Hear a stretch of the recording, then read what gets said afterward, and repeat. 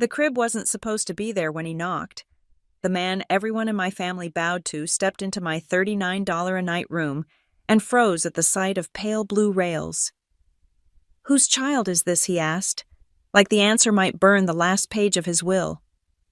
I stared back and said, "Yours if you meant it when you taught us that family comes before money." The next morning, the family group chat exploded. By sundown, a six-figure gift had vanished. A forged signature was under review, and the golden child finally met a locked door. My name is Everly Hayes. I'm 27 years old, and for the last 6 weeks, my home has been room 214 at the Pinecrest Motel, a place that smells like stale cigarettes and industrial cleaner.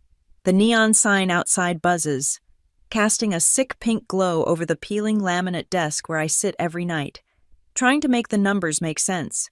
By day, I'm a billing analyst on probation at Silver Pine Regional Clinic. It's a job I clawed my way into, one that requires me to look at other people's financial misery and code it correctly. By night, I run gig shifts, delivering lukewarm pad thai and pizza to homes with driveways, counting the tips to see if they'll cover tomorrow's gas or another can of formula. I'm stretching the formula. I tell myself it's fine, that June won't notice, but the guilt eats at me every time I add that extra half ounce of water. Inflation isn't just a word on the news here, it's the rising price of diapers. The reason I buy the off-brand teething rings, the knot in my stomach that never, ever goes away. On the corner of the desk, next to my laptop, is the stack: medical bills, preeclampsia, an emergency C-section, a 2-day stay in the NICU for June, the complications of childbirth, billed in neat, terrifying line items. I'm living week to week because I had to break a predatory lease, one that doubled the rent with 30 days' notice, and the motel was the only place that would take cash without a credit check. My daughter, Juniper. June is asleep in the portable crib wedged between the bed and the wall. She is perfect.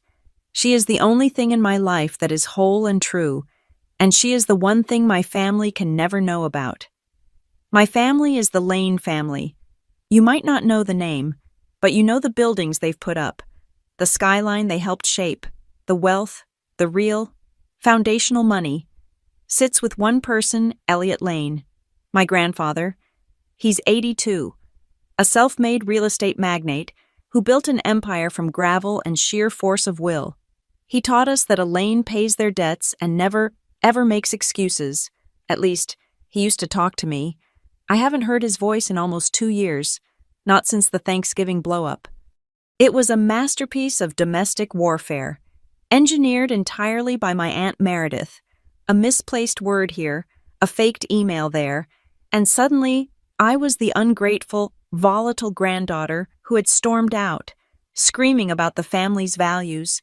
The truth was, I had quietly asked why my education fund had been empty. The explosion that followed wasn't mine. It was theirs. But I was the one cast out. Now, the only one who has Elliot's ear is my cousin, Tessa Whitlow. She's 26, a micro-celebrity, an influencer who documents her perfect, curated life for hundreds of thousands of followers. Tessa is Meredith's daughter, the golden child. Her visits to Grandpa are carefully staged photo opportunities. She brings him artisan pastries and polished lies, reinforcing the narrative of her success and my failure. She is everything I am not: polished, compliant, and most importantly, profitable for the family brand, the education fund. That's the original wound, the one that still festers, all through my childhood. My parents, rest their souls, beamed with pride. "Everly doesn't need to worry," my mother would say. "Your grandfather set up an education fund for you. It'll cover college. No problem." They believed it. I believed it. I went to a state school, lived frugally, and assumed the bills were being handled by the trust, just as they promised. It wasn't until I was 23, applying for a master's program and needing a copy of my undergraduate transcripts, that I found out. I called the bursar's office about a hold on my account. They told me I had an outstanding balance of several $1,000s from my final semester. I was confused. I called Stonebridge Trust, the firm that manages the Lane Family Preservation Trust. The administrator was cold. Ms. Hayes, there have been no disbursements made from the LFPT in your name for educational purposes, ever. I had paid for college myself. The scholarships I'd won, the 2 jobs I'd worked, the federal loans I was still drowning under, that had been me. The fund was a story, a comforting lie my parents had been told, and they had passed it on to me. By the time I found out, they were both gone, and I had no one to ask.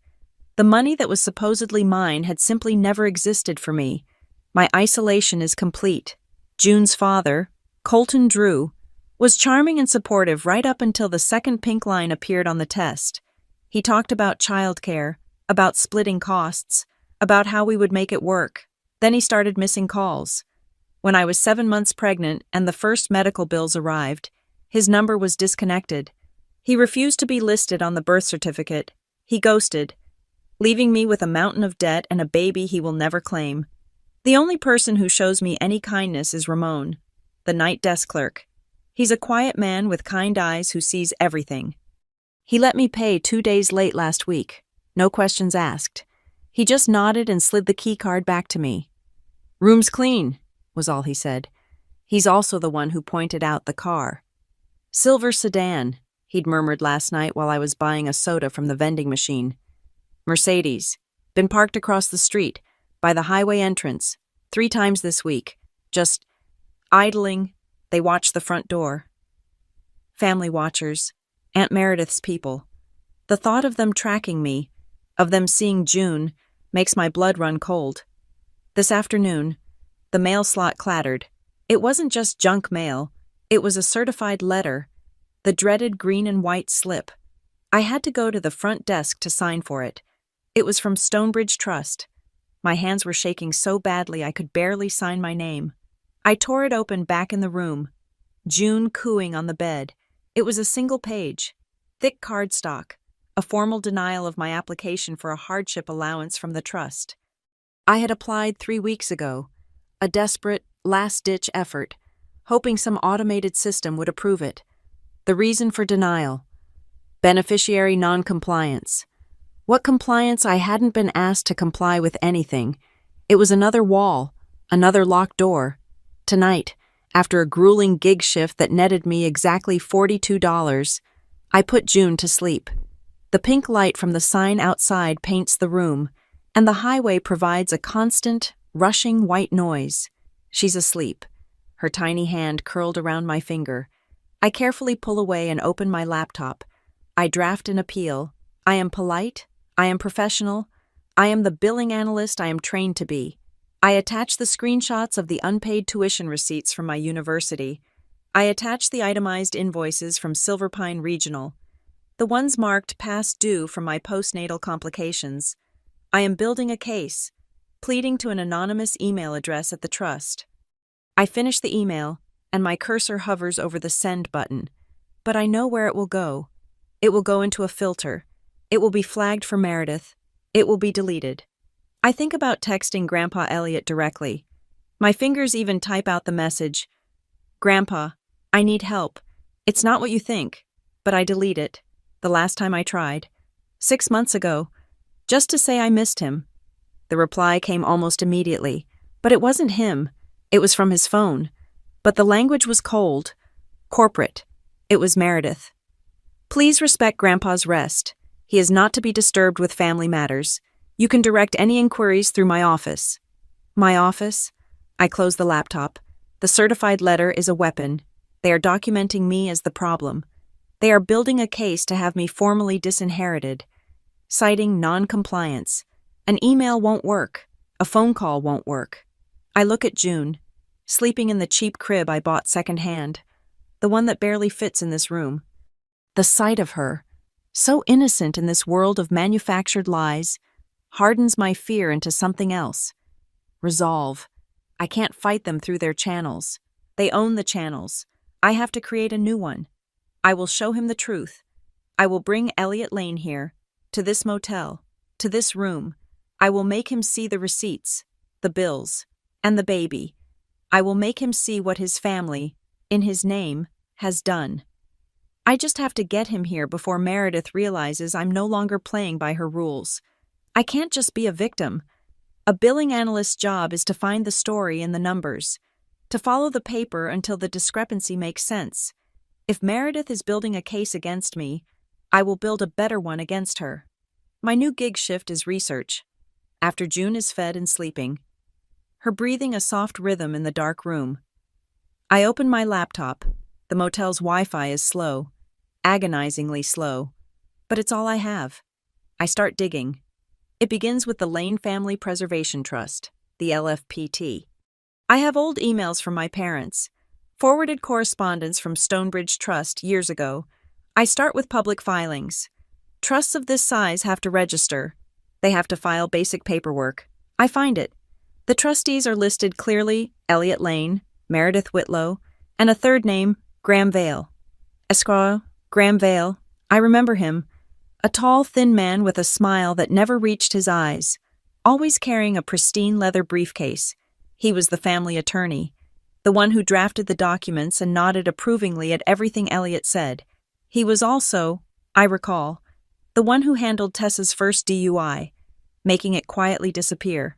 I have a beneficiary portal, the one that's now useless, but I can still access old statements, the ones from before I was locked out. I pull years of them.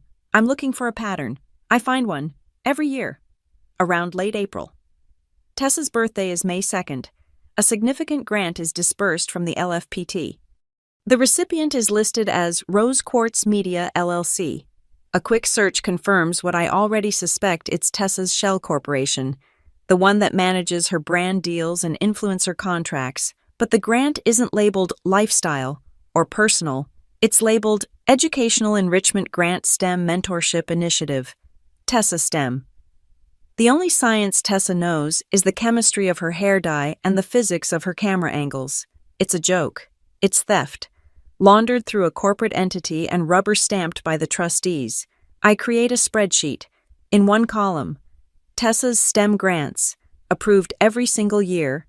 In the next column, my requests, my hardship allowance request, denied for non-compliance, my old, desperate email from 2 years ago, asking for a small disbursement to cover a medical bill, denied for insufficient cause, my inquiry about the education fund, denied for beneficiary ineligibility.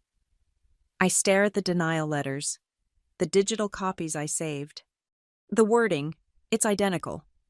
After careful review of your request and your status within the trust provisions, we have determined it's the same 4 sentences, just in a different order. It's boilerplate. It's an automated pretext, a filter designed to catch the name Everly Hayes and generate a rejection. No human eyes ever saw my pleas. My work at Silverpine Regional Clinic is my lifeline, but it's also, I realize, an archive. I'm on probation, but I still have access to the billing system. I spend my lunch breaks not eating, but searching. I'm not looking at patient files. I'm looking at write-offs, the money the hospital eats. I find something, a patient balance from 6 months ago, a significant one, labeled as a charity write-off, the charity that covered the balance. The Whitlow Foundation. Meredith has a foundation. Of course she does. It's the required accessory for women of her status. I dig into the foundation's public filings. It's all there. And then I see the name on the accounting forms. The person who signed off on the foundation's financials, D. Caro. The name pings a memory. I go back to the LFPT sub-account statements, the ones detailing the disbursements to Tessa's shell company, the signatory on those transfer authorizations, D. Caro. The same accountant signs off on Meredith's charity and authorizes the STEM payments to Tessa from the family trust. This isn't just a conflict of interest. It's a closed loop. Meredith is using the family trust to fund her daughter, and quite possibly using her own foundation to move money in ways that benefit her, all under the signature of the same person. My hands are shaking. This is bigger than just me. This is systemic. I need to know when this started. When they locked Elliot down, I think back to last winter. He'd been hospitalized. Pneumonia. They said, very serious. Meredith had sent a family-wide email. Grandpa needs complete rest. All communication must go through me to ensure his recovery. She had exclusive access. For 3 weeks. No one else saw him. I start searching county notary logs.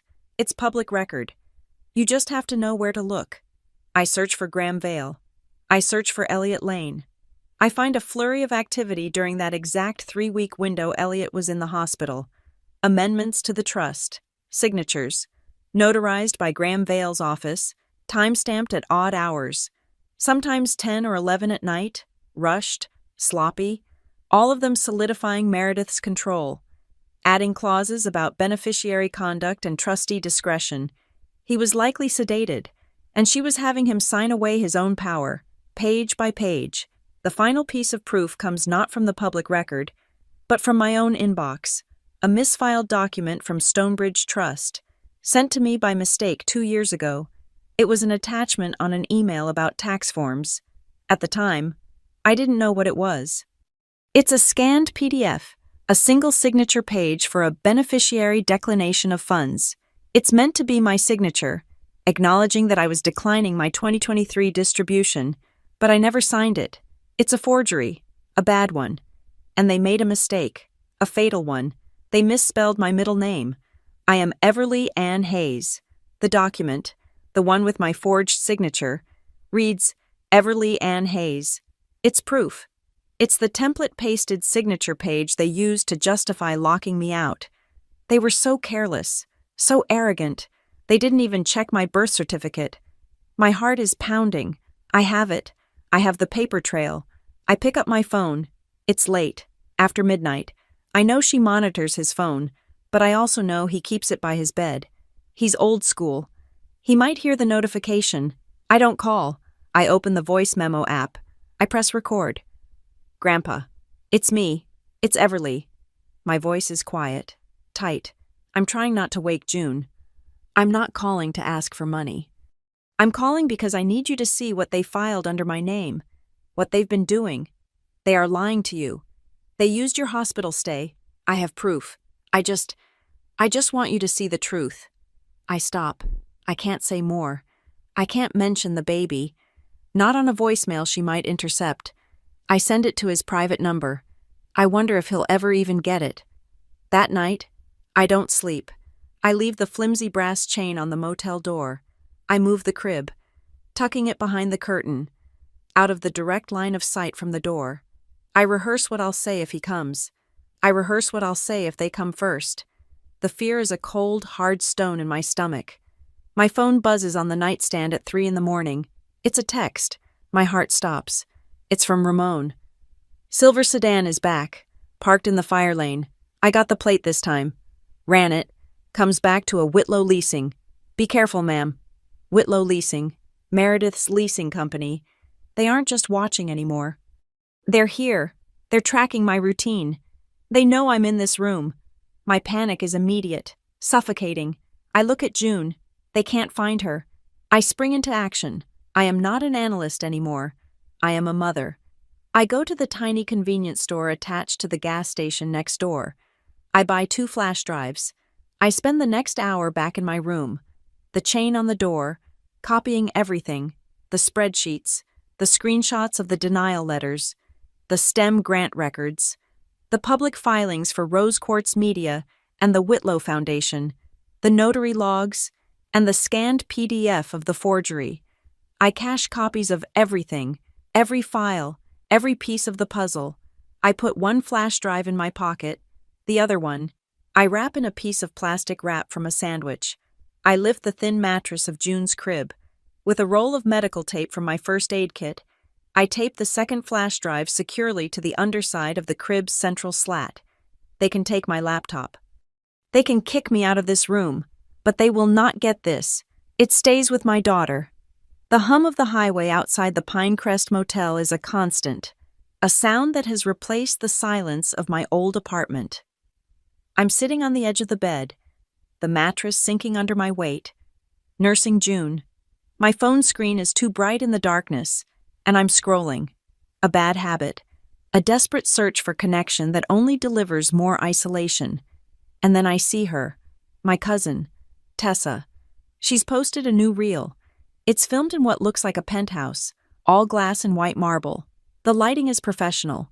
She is immaculate. She holds up a box. Her manicure perfect. You guys are always asking me how I stay motivated. She chirps, her voice a practiced, breathy intimacy. It's about honoring the lessons. My granddad, the patriarch, always said you have to earn it. She opens the box. Inside, resting on velvet, is a watch. It's gold, heavy, the face encrusted with diamonds. It catches the light and fractures it into 1,000 sharp pieces.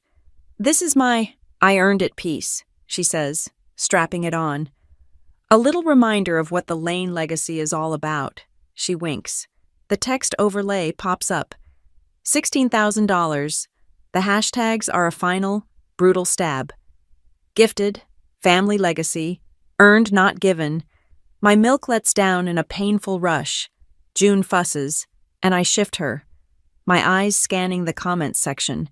It's a flood of praise, heart emojis, and envy. And then I see them. What about the other one? The cousin who went rogue. I heard she was totally ungrateful, tried to steal or something. Tessa is the real legacy. The other one is just trash. My stomach clenches. Tessa, or whoever runs her account, hasn't deleted them. She has liked them. She has clicked the small heart icon next to the comment calling me ungrateful. She is actively, publicly validating the narrative that I am the problem. My fingers tremble over the keyboard. I want to write, "She didn't earn that. That was paid for by the STEM Mentorship Initiative from Rose Quartz Media, funded by the trust you're looting." I want to upload the spreadsheet, the forged signature, the proof. I actually start to type. I draft a neutral, cold statement.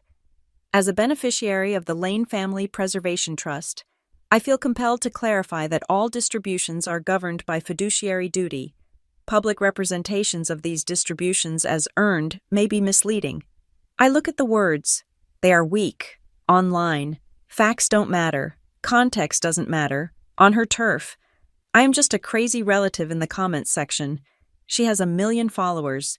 I have a Motel Wi-Fi signal and a stack of medical bills. I delete the text. I close the app. I will not fight her online. That is her battlefield. A place of smoke and mirrors. I will fight in documents. I will fight in the cold, hard language of the law.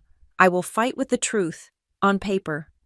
The next morning, I drop June at the unlicensed daycare I found, a small apartment run by a grandmother who charges by the hour.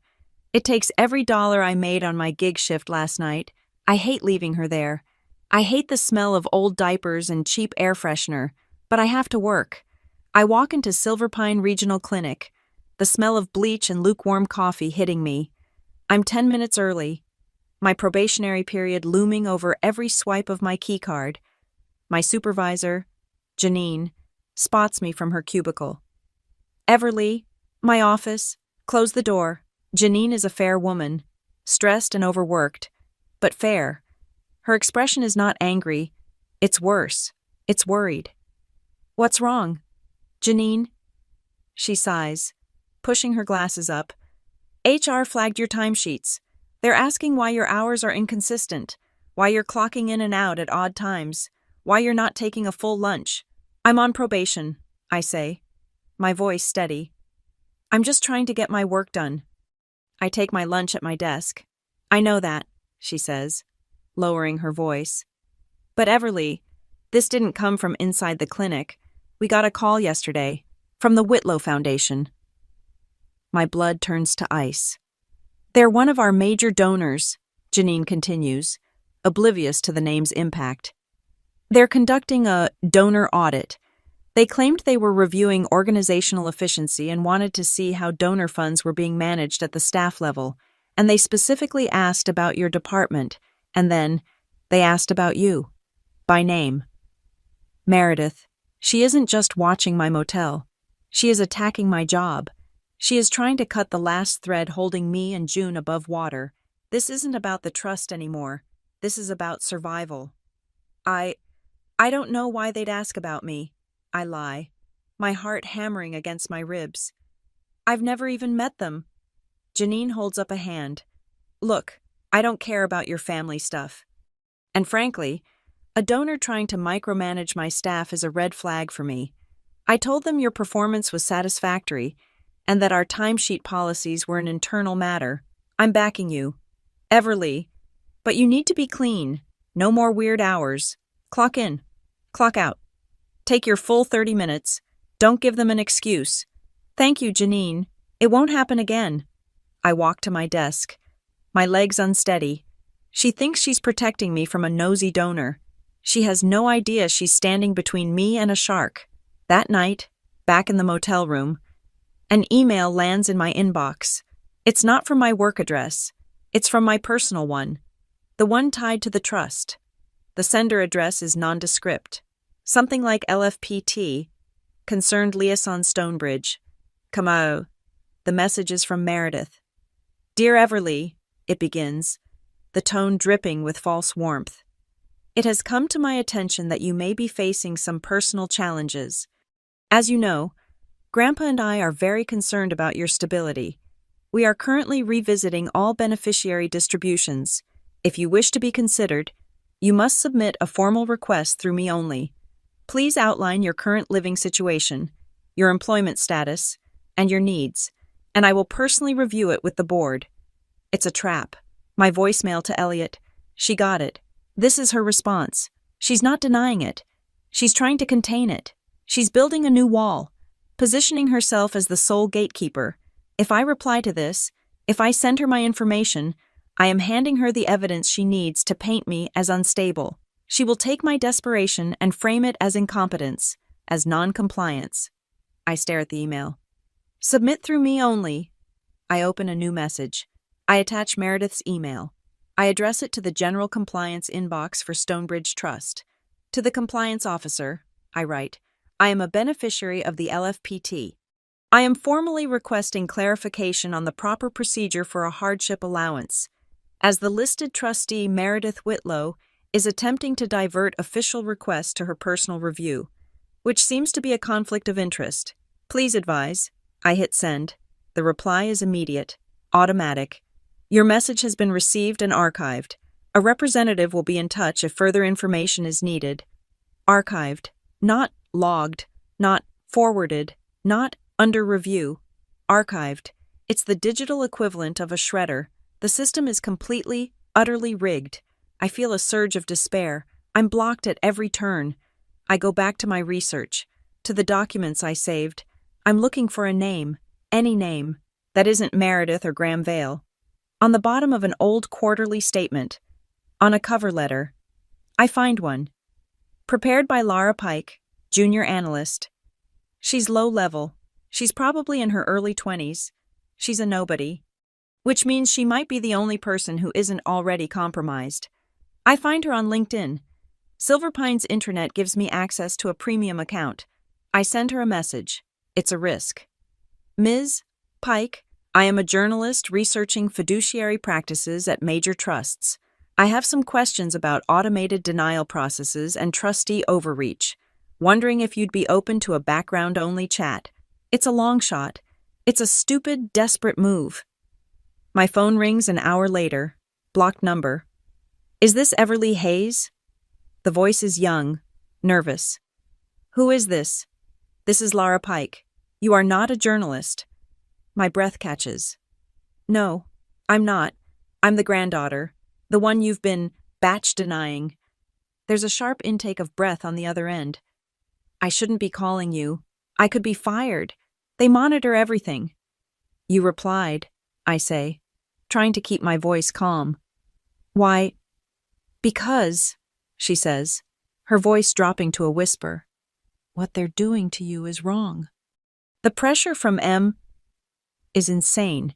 Your beneficiary code is flagged. Any inquiry, any email, any request from you automatically gets routed to a denial filter and then archived. We're told it's to manage a non-compliant beneficiary. It's a lie, I whisper, rocking June, who has started to stir.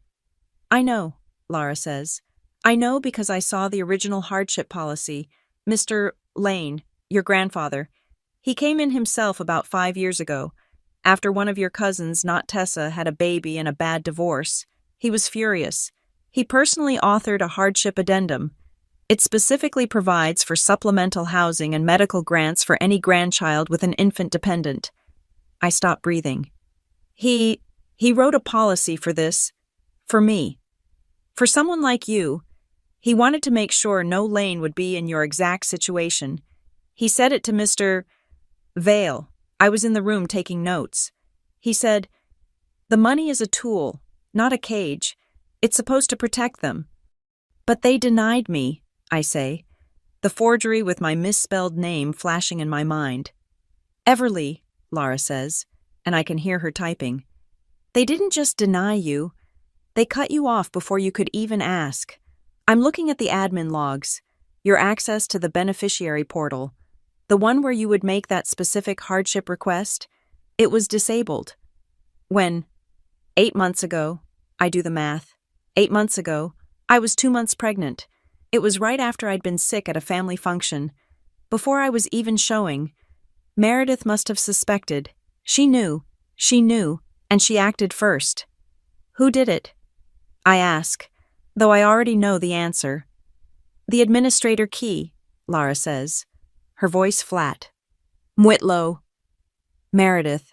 She didn't just ignore Elliot's wishes. She found the one policy he created to protect me and built a digital wall around it. I have to go, Lara says. Her voice suddenly panicked. I can't. They'll know I was digging. Lara, wait. What do I do? She's coming after my job.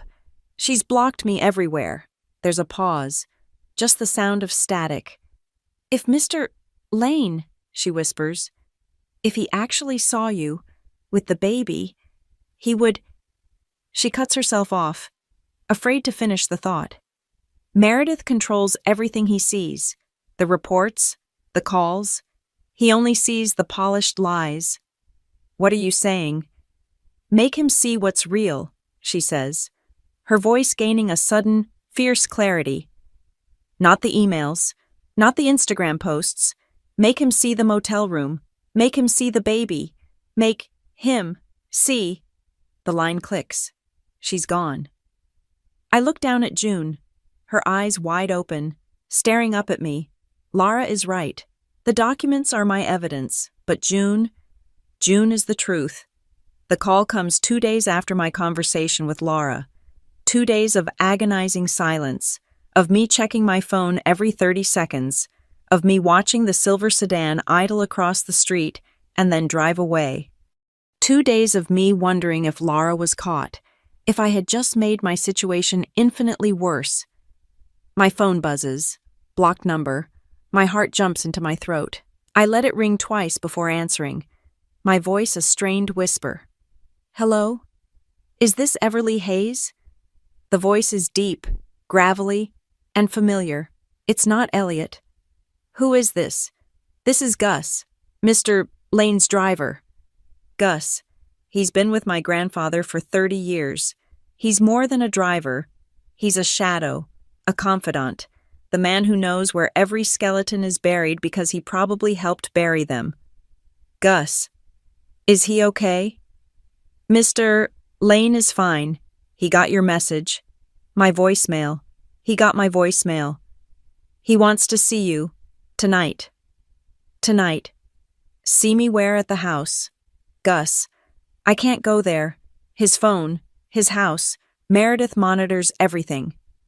He knows. Gus cuts in, his voice firm. He's not asking you to come to the penthouse. He's coming to you. Room 214. Pinecrest Motel. That's where you are, isn't it? They know. The silver sedan. It wasn't just Meredith's people. It was Gus, doing reconnaissance for Elliot. My grandfather was checking my story before he ever spoke to me. Yes, I say, my hand gripping the edge of the laminate desk. That's where I am. He'll be there at 9, and Everly, no one else. He's coming alone. You make sure you are, too. No one else. The line clicks. I look at the clock on the microwave. It reads 8:18 p.m. I have less than 45 minutes. Panic, cold and sharp. seizes me. I look around the tiny room, seeing it for the first time through his eyes. The peeling wallpaper, the single, dim lamp, the faint, persistent smell of mildew, the half-empty can of formula on the counter. I move. A frantic burst of energy. I grab the nearly empty fast food bags and shove them into the small trash can. I wipe down the counter, my hands shaking. I hide the formula receipts, the crumpled papers detailing my poverty, stuffing them under the thin mattress of my own bed. I smooth the cheap, polyester comforter. I try to make the room look not good. It can't look good, but it can't look like squalor. It has to look like the truth. It has to look like I'm trying. Every sound I make, the rustle of the trash bag, the scrape of the chair, makes June stir in her crib. She fusses, her small face crumpling. "Shh, baby, shh," I whisper. Picking her up, I bounce her, my heart hammering a rhythm against her small back. "Please, June, please go back to sleep. Just for an hour. Please." She settles, her breathing evening out. I lay her back down, my hands trembling. The clock flips. 8:44 p.m. He's coming. After 2 years of silence, he is coming here. I need the evidence. I don't have time to make it pretty. I pull the single flash drive from my pocket. I place it on the small, wobbly table next to the lamp.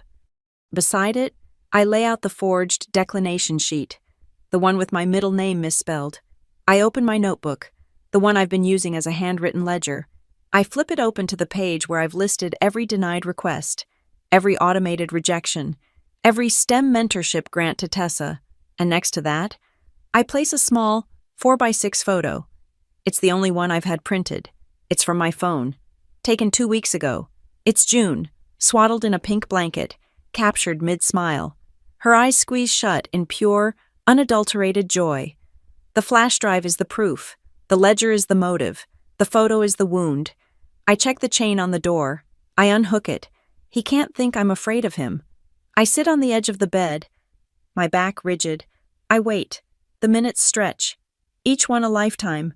The sound of every car slowing on the highway makes me jump. Is it him? Is it Meredith? Coming to intercept? Is it the police, called by Janine about a donor audit gone wrong? Then, a knock. Not a police knock, not a frantic knock, just 3 heavy, solid raps on the hollow core door. I stand up. My legs feel like they're filled with wet sand. I open the door. He is alone. He looks older than I remember. Slower. The sharp, custom-tailored coat he always wears seems too big for his shoulders now, hanging loose on his frame. He's 82, and for the first time, he looks it, but then he lifts his head, and his eyes meet mine. They are the same, sharp, clear, and assessing. They are the eyes that built an empire, the eyes that can spot a flaw in a blueprint from 50 yards. He doesn't say hello. He doesn't say my name. He just looks at me, a long, unreadable stare. Then his gaze moves past me, into the room. He doesn't notice the peeling wallpaper or the single lamp. His eyes land, instantly, on the one thing that shouldn't be there, the one thing that changes the entire story, the crib. He freezes, his hands still on the doorframe. He sees the pale blue rails. He sees the folded muslin blanket. He sees the small, red blinking light of the baby monitor on the nightstand. His gaze travels from the crib to the table with the photograph, and then, finally, back to me. His face is pale. I brace myself, for the judgment, for the accusation. What have you done? Whose is this? How could you be so foolish? I prepare for the lecture on lane responsibility, on the shame I've brought. Instead, his voice breaks. It's not a crack. It's a complete fracture. A sound I have never, ever heard him make. It's quiet, rough, and full of a sudden, terrifying grief. I didn't know. Just 3 words. They undo me. All the anger, all the fear I've held for 2 years. It just evaporates, leaving only the deep, aching sorrow. "I know you didn't, Grandpa," I whisper. "That's why I sent the message." He steps fully into the room, letting the door click shut behind him. He walks past me, his eyes locked on the crib. He reaches out a hand, his long, age-spotted fingers tracing the cheap wooden rail. "Who?" he starts, but he doesn't need to finish. "Her name is Juniper," I say. "June." He closes his eyes. He doesn't ask about Colton. He doesn't ask about the father. He understands, in that instant, that it doesn't matter. He understands my isolation. "You're in this room," he says. A statement of fact, not a question. "With a child." "I'm in this room," I confirm. "Because of them," I gesture to the table. He turns. The grief on his face is gone, replaced by the man I remember, the magnate, the shark. He picks up the forged declination sheet. He reads it, his eyes narrowing at the misspelled name. "I never signed that," I say. "I never even saw it." He puts it down and picks up my notebook, his eyes scanning the ledger. He sees the dates, the amounts, the STEM initiative grants next to my hardship denied. His jaw tightens. I can see a muscle working, a small, furious pulse just under his ear. He reads every single line. He doesn't rush. He absorbs the full picture, the theft, the lies, the meticulous, coordinated effort to erase me. He finishes the page, closes the notebook, and places it precisely back on the table. He looks at the baby monitor, then at the flash drive. He doesn't ask what's on it. He knows it's the rest. He is silent for a full minute. The only sounds are the highway and the soft breathing from the crib. When he finally speaks, his voice is no longer broken. It is cold. It is the voice of a man who is about to liquidate a failing asset. He asks a single question. "Who authorized this? I don't need to explain the whole web." He doesn't need the story of Laura Pike or D. Caro. He just needs the head of the snake. I point to the forged declination sheet. At the bottom, in the approved by box, are 2 sets of digital initials, time-stamped from the week he was in the hospital. M, I say, and G, V, Meredith Whitlow, Graham Vale, his aunt, his lawyer, his most trusted inner circle. Elliot Lane nods. A small, sharp movement. He picks up the flash drive and slides it into the pocket of his heavy coat. He doesn't look at the photo of June. He doesn't need to. The real thing is sleeping 5 feet away. He walks to the door and opens it. He turns back to me, his face an unreadable mask of granite. "Tomorrow," he says, his voice flat, a command. 10 M, Lane Tower, 28th floor, the main conference room. "Grandpa, I can't. They'll stop me at the security desk. Meredith will—" "They won't," he says. "I'll be waiting. And Everly," he pauses, his eyes finding mine, and for a second, I see the grandfather, not the magnate. "Don't tell anyone. Don't call anyone. Don't even text your man Ramon at the front desk. You walk out of this room at 9:30, and you come straight there. Do you understand me?" "Yes," I say. "Bring the baby." The door clicks shut. He is gone. The lobby of Lane Tower is built to intimidate. It's all soaring ceilings, cold marble, and unnerving silence. The air smells like old money and expensive cleaning chemicals. I walk across the floor, the click of my one good pair of shoes echoing, the heavy diaper bag digging into my shoulder. June is strapped to my chest in a carrier, her small head tucked under my chin, warm and smelling of milk. The security guard at the main desk, a man who has looked through me 100 times before, tenses as I approach. He's reaching for his phone, ready to call for backup to remove the vagrant. "Everly Hayes," I say, my voice sounding too loud in the cavernous space. "I have a 10 meeting with Elliot Lane." His eyes widen. He types my name into his terminal. His posture changes. "Yes, Ms. Hayes, you're cleared. 28th floor." He buzzes me through the glass turnstile. I don't look back. The elevator ride is silent, a smooth, fast ascent that makes my stomach drop. The doors open onto a reception area of quiet, beige luxury. The woman at the desk is wearing a headset and a silk blouse. She looks up, and her professional smile freezes. She sees the diaper bag. She sees the cheap carrier. She sees a problem that has somehow breached the perimeter. "Can I help you?" she asks, her voice tight with disapproval. "Everly Hayes, for the TENA review." Before she can answer, the elevator doors open again.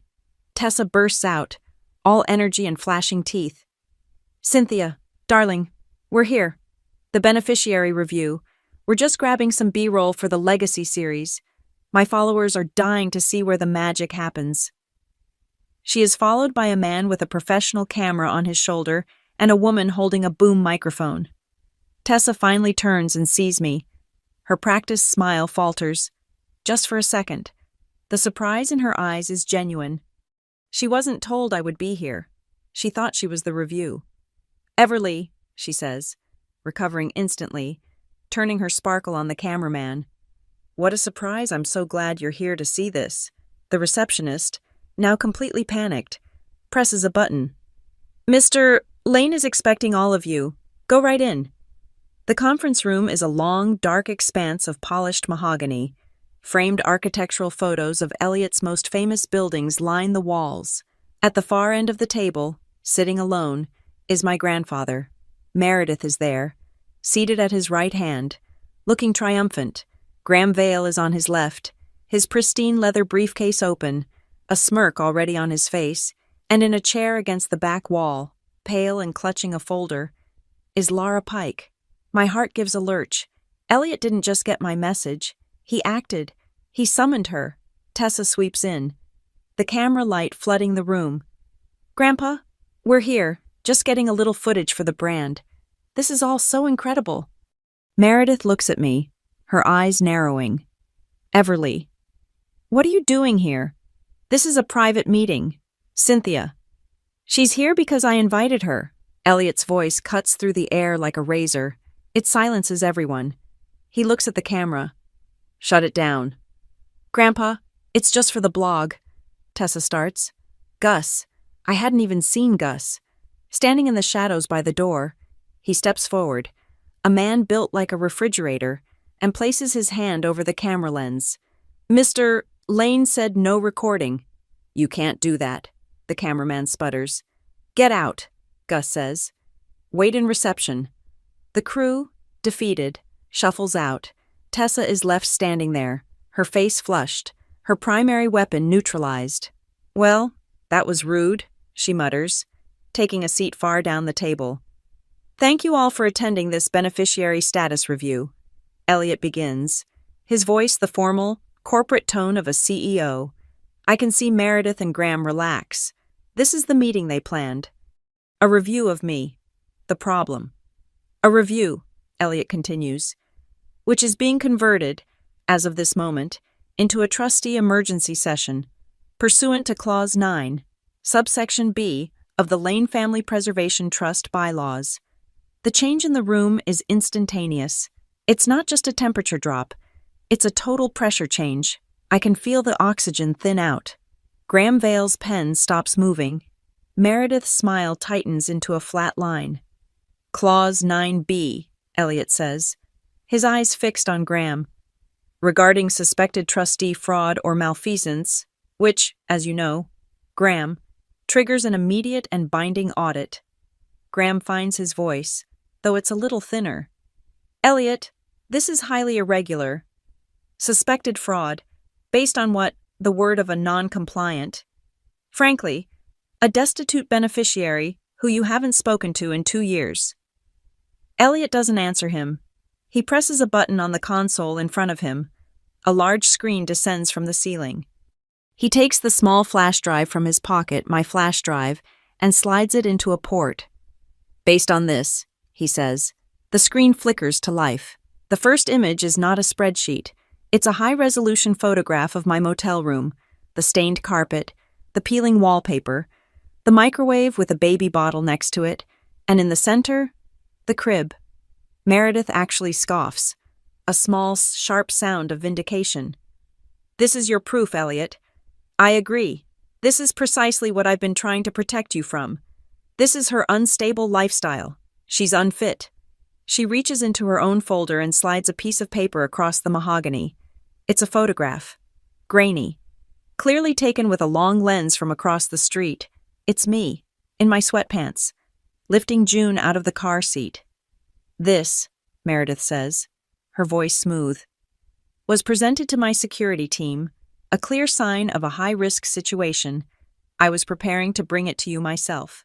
She's just confessed. She's just admitted to the surveillance. She has no idea what she's just done. Elliot looks at her photo, then back at the screen. The lifestyle, he says, his voice dangerously quiet, is a direct result of the fraud, not the cause of it. He clicks to the next file. The screen fills with lines of text, Lara Pike's access logs. And this, Elliot says, clicking again. My breath catches. It's the scanned PDF of the forged declination, blown up 10 feet tall for the entire room to see.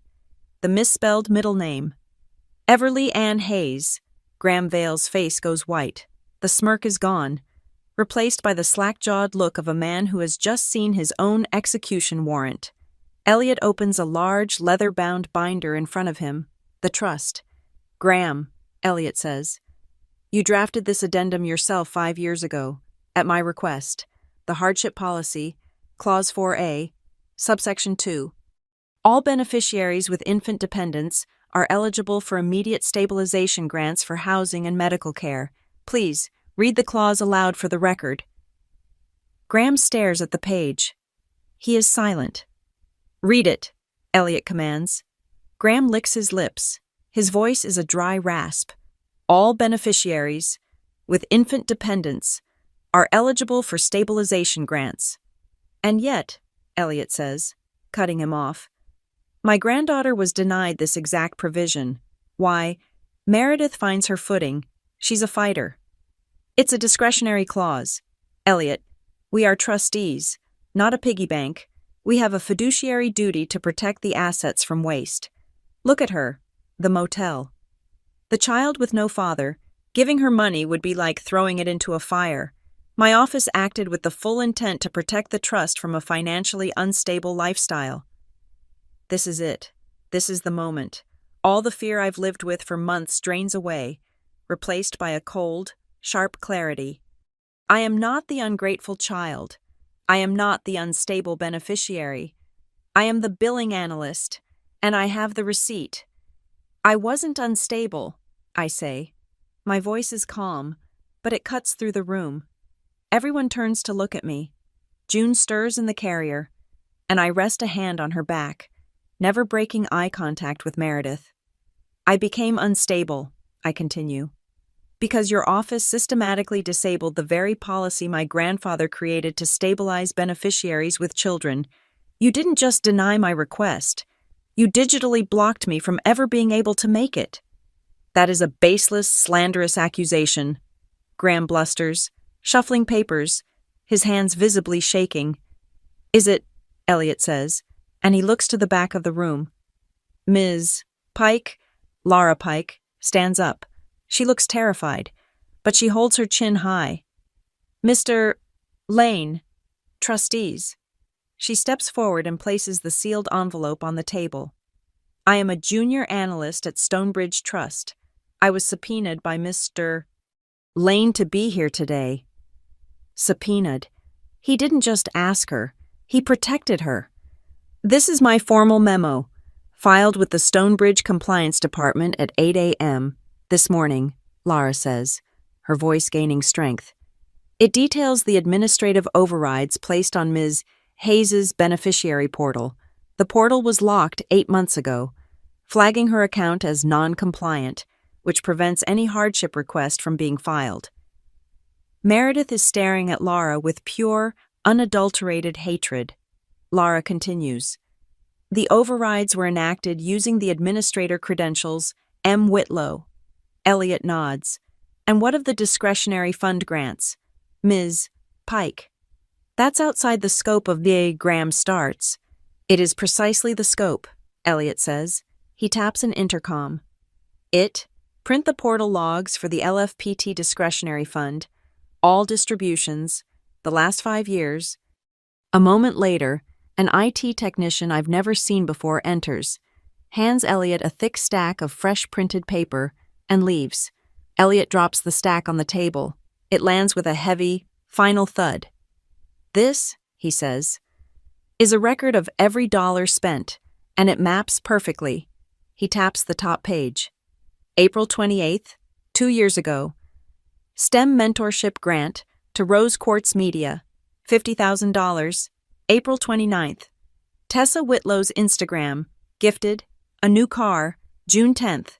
Educational Enrichment Grant, $90,000, June 12th. Tessa Whitlow, Family Legacy, in Mykonos. Tessa finally finds her voice. It's high and shrill. "I earned that. I'm the face of this family. I'm a brand ambassador. I create value." "You created a liability," Elliot snaps, his eyes like steel. Graham Vale stands up, his chair scraping loudly. "Elliot, this has gone far enough. This is a circus, not a board meeting. I demand a recess to review these allegations. As counsel, I advise we pause this immediately." "Sit down, Graham," Elliot says. He doesn't raise his voice. He doesn't have to. "I will not be treated." "You will, because pursuant to Clause 9b, subsection 3, no recess shall be granted during a fraud trigger review until the initial findings are entered into the record. You wrote that clause, Graham. You just didn't think it would ever be used on you." Graham Vale sinks back into his chair. He looks like he's aged 20 years in 20 minutes. Elliot turns his attention to the speakerphone in the center of the table. "Stonebridge, are you on the line?" A tinny, nervous voice replies. "We are here. Mr. Lane.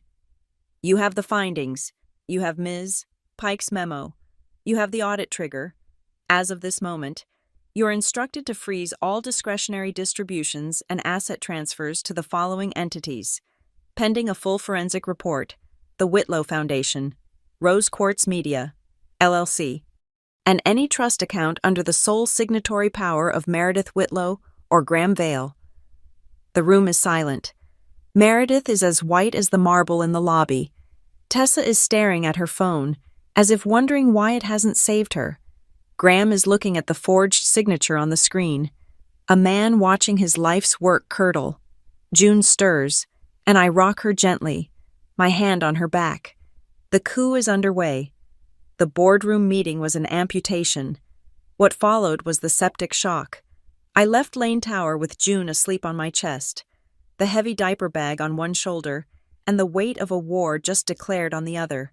I walked out of the revolving glass doors into the cold afternoon, and the first shot was fired before I even reached the sidewalk. Tessa was in the lobby, surrounded by the camera crew she had brought and dismissed. She was live streaming. Her face was a perfect mask of tragic, tear-stained betrayal. I can't even believe it," she sobbed into her phone, her voice catching for her thousands of followers.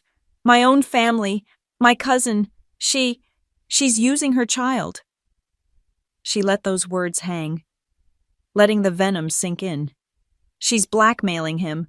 She's blackmailing my sweet grandpa, who has only ever been generous. She's trying to tear this family apart because she's unstable and ungrateful." Tessa's eyes, glistening, found the camera. "Please, everyone, just pray for my grandpa. He's being manipulated by a very sick person." The comments flew by in a blur of digital vitriol. "We're with you, Tessa. That cousin is jealous trash. How dare she use a baby?" The clips went viral within the hour, spreading through the family's country club circle. The narrative was set before I'd even made it back to the motel. I was the blackmailer. Tessa was the victim. The truth of the forged documents, the frozen accounts, the emergency audit, none of it mattered. Tessa had struck first, and she had struck on her turf. Meredith's attack was quieter, sharper, and aimed directly at my throat. The next morning, I walked into Silver Pine Regional Clinic, and Janine pulled me into her office before I could even set my bag down. Her face was pale. "Everly, what in the hell is going on?" she whispered, closing the door. "What is it?" I just got off the phone with the CEO. He received an email this morning at 7 a.m. from Meredith Whitlow.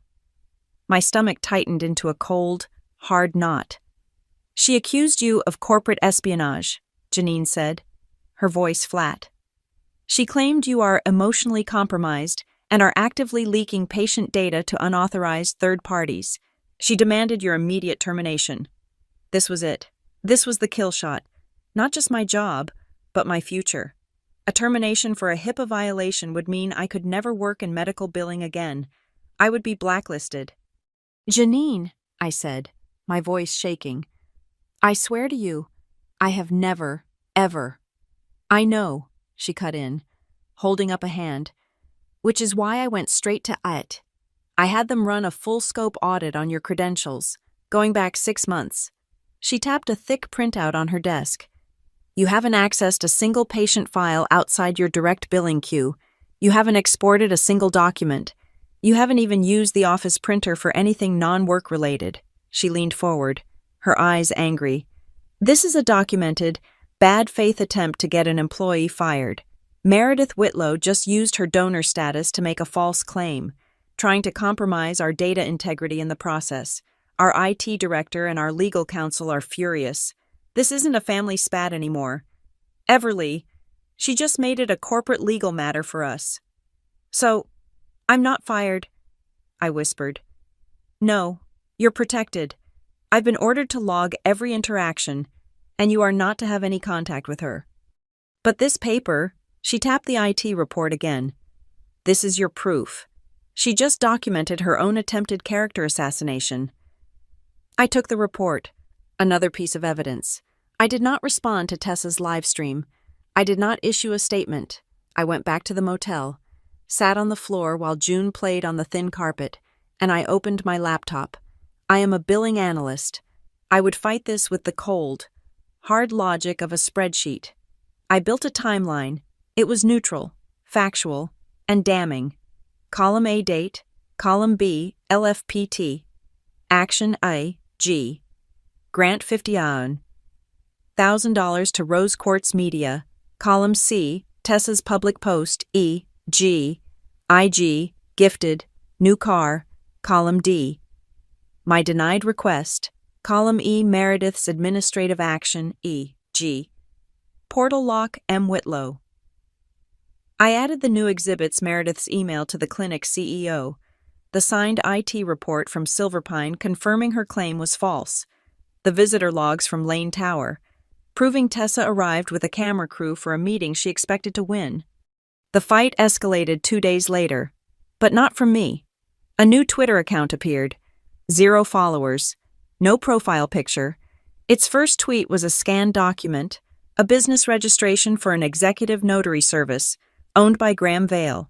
The next tweet was a notary log, showing a flurry of after-hours amendments to the Lane Family Preservation Trust.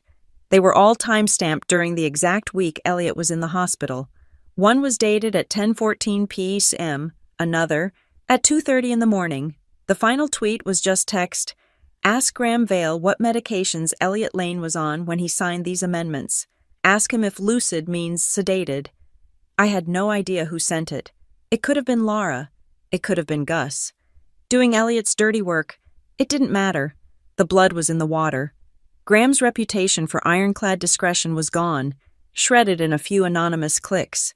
My grandfather, it seemed, was moving his own pieces. An email arrived from his personal office, forwarded without comment. It was a formal, notarized statement from his personal physician, Dr. Alistair Finch.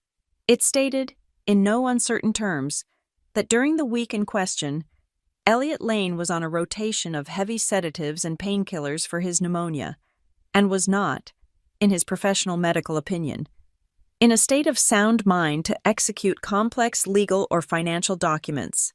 Elliot was meticulously building the case to invalidate every document Graham and Meredith had created. The press was circling. Tessa's drama, combined with the anonymous tweets, was creating a low-level gossip storm. I got 3 calls from reporters at local business journals. I ignored them all. I would not fight this in public. Instead, I took my file on the Whitlow Foundation, the Doe Caro signature, the Silver Pine charity write-off overlap, the clear evidence of self-dealing. I packaged it, cited the relevant state codes, and filed a confidential formal complaint with the State Attorney General's Charitable Trust Unit. I wasn't a disgruntled granddaughter. I was a citizen reporting financial malfeasance at a registered nonprofit. I was moving the battleground from the gossip pages to a state investigation. Meredith was cornered. Her funds were frozen. Her lawyer was radioactive. Her reputation at the clinic was compromised. So she did the only thing she had left to do. She lunged. A courier on a bicycle delivered a thick, heavy envelope to the Pinecrest Motel. Ramon signed for it, his face grim as he handed it to me. It was a cease and desist from a new, terrifyingly expensive law firm I'd never heard of. It threatened me with defamation, slander, libel, and tortious interference. It accused me of stealing proprietary documents. It demanded I immediately stop all communication with Elliot Lane and retract my false and malicious statements. It was a blizzard of legal paper, designed to scare me into silence. They thought I was a broke, hysterical single mother. They didn't realize I had nothing left to lose. I went to the Motel Business Center, a single, ancient desktop computer by the ice machine. I paid the $2 fee and typed my reply to the new lawyer. Dear Counsel, I am in receipt of your letter. I will not be ceasing nor desisting. All documents in my possession were obtained legally and prove, among other things, forgery and fraud, pursuant to state law. This email serves as a formal preservation notice for all documents, server logs, emails, and communications related to the LFPT, the Whitlow Foundation, and Rose Quartz Media. Please provide your dates of availability, as I intend to depose your client, Ms. Meredith Whitlow, regarding the fraudulent signature on document LFPT 48B, her unauthorized surveillance of my residence, and her retaliatory contact with my employer. I, a billing analyst living in a motel, had just threatened to depose one of the most powerful women in the city. I hit send. The call came that night. Blocked number. It was Laura Pike. She was sobbing. Everly, they're firing me. They're restructuring my department. I'm being retaliated against. They're walking me out. Laura, I'm so sorry. I'll add this to the complaint. This is illegal. Forget me, she hissed, her voice a desperate, terrified whisper. Listen, the audit is live, but they're stalling. They're shredding. A third-party document management service showed up an hour ago. They're pulling the hard files, the old stuff, the archives that aren't on the server, the old account binders. They're wiping the history. Everly. They are shredding everything. The line went dead. They were destroying the paper trail, the original copies, the blue ink memos, the proof from before the digital forgeries. My hands were shaking. They wouldn't shred at Stonebridge. Too many witnesses. They wouldn't shred at Lane Tower. They'd use their own offices. Graham Vale's office. I called the only person I trusted. Ramon, it's Everly.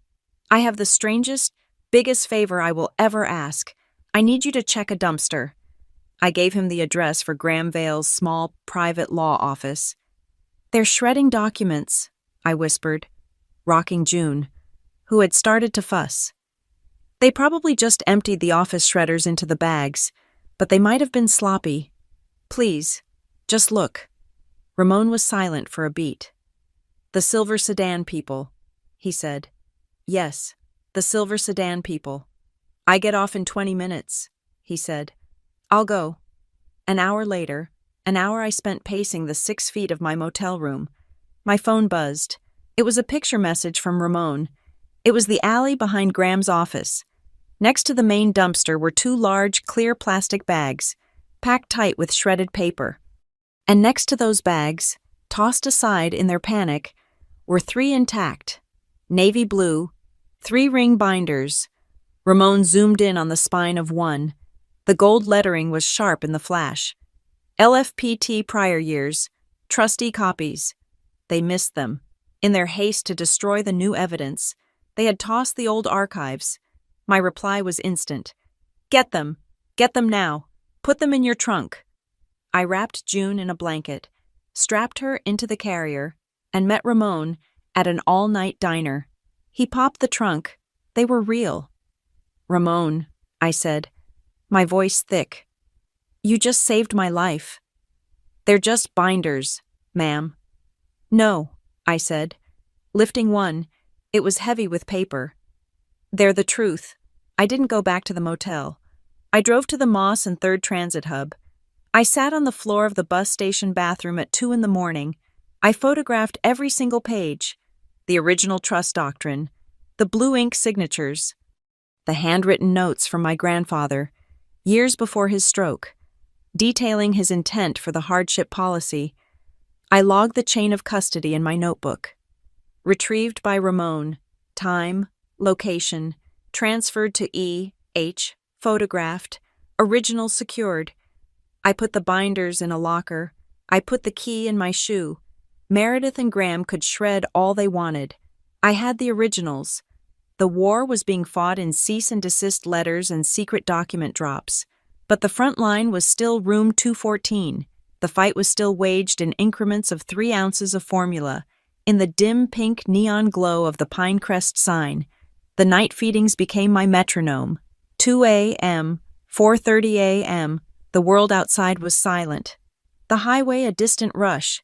But in this room, there was the small, demanding cry of my daughter, and the quiet ritual of satisfying it. I would sit on the edge of the bed, the bottle propped just right, and I would look at June's face in the dark. "We only have to do this once," I whispered to her, my voice rough with sleep. "We get one shot to make this right, and when we're through, I promise you, you will never know a room like this. You will never have to wonder if you are worth protecting. I am recording the truth for you, June, so you never have to fight for it." In those quiet, lonely hours, the past felt incredibly close. The anger I felt at Meredith wasn't just about the stolen money. It was about the stolen narrative. I was 19, a sophomore in college, and my tuition bill was suddenly, inexplicably, past due. I called home, confused. My mother, her voice thin with a shame that wasn't hers, told me what she knew. "Honey, I don't know what happened," I called Meredith. "She said Grandpa reviewed your grades and he's decided to stop paying. He feels you're not applying yourself to the family legacy." Not applying myself. I had a 3.9 GPA and was working 30 hours a week at the campus library. The same week, Tessa, who had flunked out of a community college, was installed at Lane Tower as Grandpa's new executive helper. Her first project was redecorating his private lounge. The message was clear. I wasn't the right kind of granddaughter. I wasn't compliant. I wasn't the shiny, reflective surface Tessa was. So I took out the loans. I got a second job, waitressing, coming home at 1 in the morning smelling of fried food, to write a paper on economic theory. I did it. I graduated. But I carried the wound of that rejection, the belief that my grandfather, the man I admired, had looked at my hard work and found it lacking. I had to admit it to myself. Sitting there in the dark with June, for years, I wanted his approval even more than I wanted the money. I just wanted him to turn to me, just once, and say, "Well done." Now, that desire was gone, burned away. I didn't want his approval. I just wanted the truth entered into the record. I wanted the forgery with my misspelled name to be the only thing they remembered of this. The day after Ramon secured the binders, Gus called, blocked number, as always. "He wants to see you again," Gus said. No preamble. "I'm not coming to the tower. He's at the diner, the one on Moss. He wants to talk. Alone. I'll be there in 10. I bundled June, went to the diner, and saw the black sedan idling in the parking lot. Gus was in the driver's seat. He rolled down the passenger window as I approached, the diaper bag digging into my shoulder. "He's not in the diner," Gus said, his eyes checking the street. "He's in the car. Get in the back." I got in. The back of the sedan was like a different world, all black leather and silence. Elliot was sitting there, staring out the window. He looked exhausted. "You're not safe at the motel," he said, not looking at me. "She knows where you are. After tomorrow, you'll move." "What's tomorrow?" "The vote. But that's not why I'm here." He turned to me. "Gus told me what you did. The binders. He told me about your man Ramon." "They were shredding," I said. "Lara called me." He nodded. A slow, heavy movement. "Meredith has intercepted my visitors for years. Gus says she brings me filtered reports. She manages my schedule, my calls. She wrapped the entire penthouse in velvet-wrapped lies." His voice was heavy, not with anger, but with a profound, bone-deep weariness. He was realizing the cage he'd been living in. The man she showed me, this Everly, was a spoiled, ungrateful girl demanding handouts, not this. He gestured at me, at June, asleep in my arms. "She built a narrative," I said, "and she used my silence to prove it was true." "She did," he said. He was quiet for a long time. Then he looked at June. "May I?" My heart stuttered. I hesitated, a protective instinct so strong it was almost violent. But I looked at his face. He wasn't the magnate. He was just an old man. I carefully, slowly, transferred June's small, warm weight into his arms. He was clumsy. His hands, so used to signing directives and holding blueprints, looked huge and awkward, but he held her. He held his great-granddaughter. He looked down at her face, and his own, which I'd only ever seen as granite, seemed to crumble. He just stared at her, his breathing unsteady. "I need a shower," I said, the words tumbling out. "I haven't had one, a real one." "The motel," he said, his voice thick. "The shower head is broken. It's either ice cold or scalding, and the water pressure, I can't, not with her." "Gus," Elliot said, his voice a command, never taking his eyes off June. "Go to the front desk at the Pinecrest. Get the key for the room next to hers, the one we're holding. Give it to Everly. You stay with me, in the car. We'll wait." Gus nodded and was gone. He came back 2 minutes later, pressed a keycard into my hand. I walked back to the motel. I unlocked room 216. It was identical to mine, but clean, unused. I locked the door, and for the first time in weeks, I stepped into a shower without one ear trained on a baby monitor.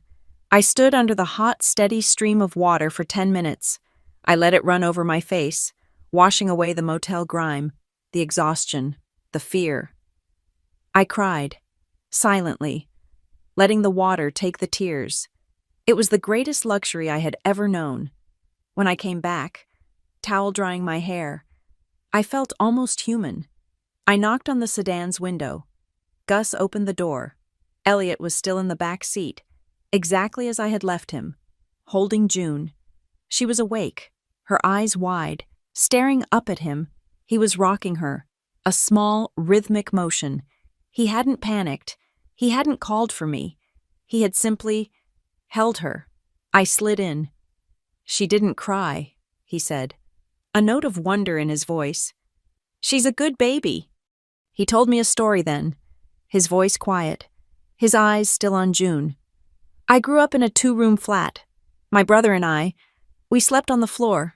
When my sister was born, my father, he wasn't a good man. He didn't provide.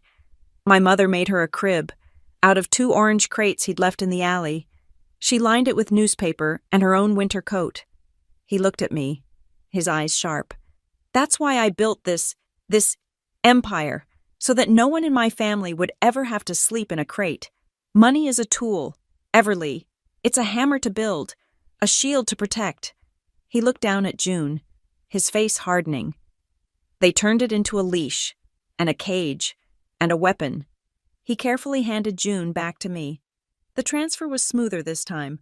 We both knew what we were doing. "I will fix this," he said. "How?" I asked, settling June against my chest. "You can write me a check. You can buy me a condo and set up a trust for June. And in a year, Meredith will have you convinced it was all a settlement for my emotional distress. In 2 years, she'll have you convinced I extorted you. The lie will be stronger than the truth. What do you want, then? He asked. I met his gaze. I drew the boundary. I don't want a check, Grandpa. I want a cleansing. I want this fixed institutionally. I want the bylaws rewritten. I want her removed as a trustee. I want Graham Vale disbarred. I want the money she stole from the trust paid back. Not by you, but by her. I want the truth recorded in the minutes, so that 50 years from now, when June is a woman, she can read the record and know that her mother was not a liar. He was silent. He saw the steel in me, the part of him that lived in me. He respected it. He nodded once. Then we will do it that way. But I need my weapons. You have the binders. But I need the denials. Every email, every automated rejection, every non-compliant stamp. I want to build a mountain of their lies. He looked at his watch. Tomorrow, 9 a.m. My office, not the conference room, my private office. Bring me every single denial. He and Gus drove away. I went back to my room. There was no time to sleep. I opened my laptop. I gathered every file, every screenshot, every forwarded email. I didn't just have my denials. I had Laura's logs. I had the clinic IT report. I had the timeline. It was 142 pages. I put the file on the flash drive. I went to the front desk. Ramon was on duty. I need to print, I said. A lot. Business center is closed, he said, not looking up. Ramon, please, this is the last time. It's for tomorrow, he sighed. He looked at the flash drive. How many sets? 3, I said. All 142 pages, tabbed, if you have any. He unlocked the back office. It's on my employee code, he said. The machine's faster. Go sit down. I'll bring it to your room. An hour later, he knocked, holding 3 thick, neatly bound stacks of paper. He had even used color ink for the forged signature, the red, declined stamps burning on the page. I didn't sleep. I sat in the single armchair. June's crib next to me. I slept in 20-minute bursts. Sitting up, my hand on the diaper bag, inside was one of the printed binders, the original flash drive, and a spare bottle of formula. I was ready. The day after I delivered the binders, Elliot moved. He didn't just suggest an audit. He executed it. He brought in Stonebridge Trust's nuclear option, Priya Nayar. She was the head of their independent auditing division, a woman with a reputation for finding financial needles in concrete haystacks. She wasn't an ally. She was an algorithm, which was better. She was immune to Meredith's charm and Graham's bluster. I was looped into the initial video conference from my laptop, the screen balanced on the motel desk, June asleep in the crib behind me. My role was simple. Beneficiary providing testimony. Priya was all business. We are beginning a full line-item review of all discretionary accounts, starting with the Whitlow-affiliated entities, she stated, her voice crisp. Graham Vale was on the call, looking hollowed out, his usual smirk gone. Meredith was not. She had, according to the minutes, refused to dignify this hostile takeover. It didn't take Priya long, less than 24 hours. Mr. Lane, she reported on the next call. We have the first major discrepancy. There is no conflict of interest matrix on file for Rose Quartz Media or the Whitlow Foundation, as per the trust bylaws. Ms. Whitlow, as a trustee, was required to file this before approving any grants to an entity from which her immediate family, namely, her daughter, Tessa, benefits. Graham tried to speak, his voice thin. A simple clerical error. I'm sure.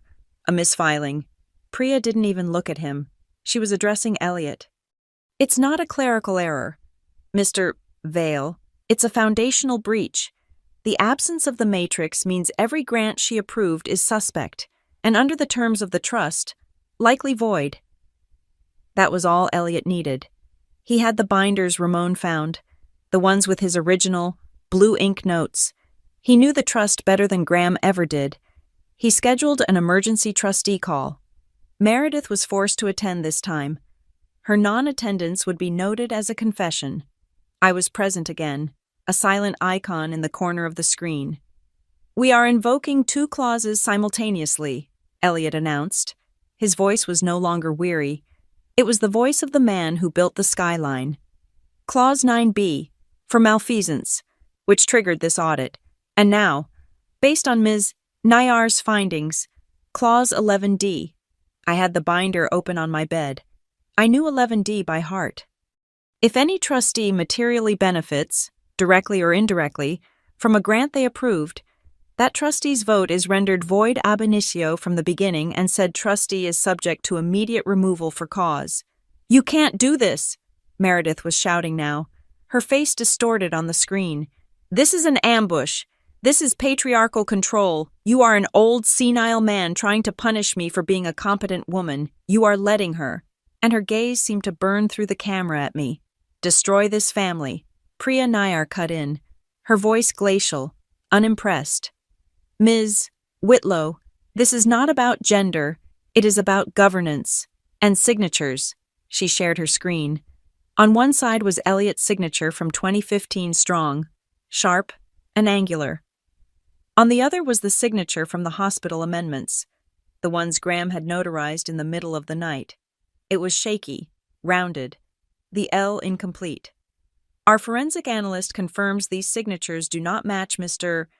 Lane's pre-stroke samples," Priya said. "They do. However, match control samples taken while a subject is under heavy sedation. This audit is now a fraud investigation." "Effective immediately," Elliot said, his voice cutting through Meredith's sputtering. "Meredith Whitlow's trustee powers are temporarily suspended. Graham Vale, you are placed on administrative leave as counsel for the trust, pending a full review by the Bar Association." The call ended. The silence in the motel room was absolute. The suspension of Meredith's powers triggered the financial stability clauses in Tessa's many brand partnerships. Her sponsors, the ones paying for the gifted lifestyle, got cold feet. A skincare brand released a statement, "Pending family governance stability, we are pausing our collaboration with Ms. Whitlow." Tessa, naturally, exploded. She went public again. Not a live stream this time, but a formal, tear-stained post on her Instagram. "I am being attacked by a jealous, vindictive family member," she wrote. "My career, which I built from nothing, is being ruined by her lies and manipulation. I am exploring all my legal options, and I will be suing her for defamation." I read the post. I watched the likes and sympathetic comments roll in from her followers. Then, 45 minutes later, I refreshed the page. The post was gone. She had quietly archived it. Her new lawyer, undoubtedly cheaper than her mother's, must have explained what the legal term discovery meant. He must have told her that suing me for defamation would allow my lawyer to depose her, under oath, about every single STEM mentorship grant she had ever received. She was a coward, all bark and no bite. My fight was quieter. While Tessa was posting and deleting, I was filing. I'd found a legal aid lawyer, a sharp woman named Helen who worked on contingency, who saw the forged signature and the clinic IT report and took the case. We filed a motion ex parte, meaning Meredith wouldn't be present to argue against it, for an immediate preservation order on all Whitlow Foundation records. A judge granted it within hours, citing the evidence from the shredded binders. A clear pattern of active destruction of documents. The timing was perfect. We knew from Tessa's Instagram, before she deleted it, that the Whitlow Foundation was hosting its annual Donor Appreciation launch party that night at a downtown hotel. A court-appointed courier, not me, walked straight onto the red carpet, past the velvet ropes, and into the middle of the cocktail party. He handed Meredith Whitlow, who was mid-sip of champagne, the sealed court order. He did it in front of all her high society donors, in front of the society reporters. She was now legally barred from touching, deleting, or shredding a single file related to her own foundation. The State Attorney General's office was now, officially, watching. The preservation order worked. Priya's auditing team, now working with the AG's office, gained access to the Foundation's full, unredacted servers, and they found the slush fund. It was a hidden sub-account, buried layers deep in the accounting software, labeled simply emergencies. Priya called me directly, her voice for the first time holding a trace of something other than professional detachment. "Everly, I thought you should see this. We've been tracking expenditures from this emergencies account. We found a series of payments, totaling over $50,000, to a PR narrative shaping firm." "So," I said, bouncing June, who had started to fuss. "The dates," Priya said. "The payments were authorized the exact same week you were in the hospital giving birth. The same week your non-compliant beneficiary status was finalized." My blood ran cold. While I was in a hospital bed, recovering from a C-section, she was spending $50,000 to manufacture the ungrateful granddaughter story, to plant the seeds of my instability before I had even held my child. She wasn't just reacting to me. She had planned my downfall. The audit was a floodgate. Elliot, seeing the full scope of the rot, signed a sweeping directive. It was sent to all beneficiaries. He ordered Stonebridge to immediately reopen all hardship portals. He authorized retroactive grants, with interest, to all qualifying beneficiaries who had been wrongfully denied in the past 5 years. My name was at the top of the list, but Priya wasn't done. She was methodical. "One last thing, Everly," she said on our final call. "You mentioned your employer, the Silver Pine Regional Clinic. I'd like to see the donor memo Meredith Whitlow sent to your CEO." I forwarded it all. The email from Meredith, Janine's formal IT report proving it was a lie. "Thank you," Priya said. "This is not a trust matter, strictly speaking, but it is a governance matter. It shows a clear pattern of retaliatory behavior and an attempt to leverage donor status to influence a corporate entity. It's a severe governance violation. It will be logged, for the record, in my final report." The machine was now operating. The facts were logged. The accounts were frozen. The lies were exposed by forensics. Elliot had everything he needed. A final and formal email went out from his personal office. To the independent trustees at Stonebridge, to Meredith as a non-voting attendee, and to me as a beneficiary in good standing. A full trustee vote is scheduled to reconstitute the Lane Family Preservation Trust. Week's end, Friday, 10 a.m. Your attendance is mandatory. The end was here. The vote was scheduled for Friday. The days leading up to it were a gauntlet. The war was no longer a cold one fought in spreadsheets and audit reports. It had become a hot, desperate, hand-to-hand fight. I had to go to Lane Tower on Wednesday for a final pre-meeting with Priya Nayar and Elliot's new independent counsel. I took the stairs to the 28th floor, avoiding the main elevator, my senses on high alert. She was waiting for me in the firewell, halfway up, the concrete walls amplifying the cold. Everly, Meredith. She wasn't the polished trustee today. Her eyes were bloodshot, her face tight with a fury that seemed to vibrate. She was an animal backed into a corner. "This doesn't need to be so ugly," she said, her voice a low, strained hiss.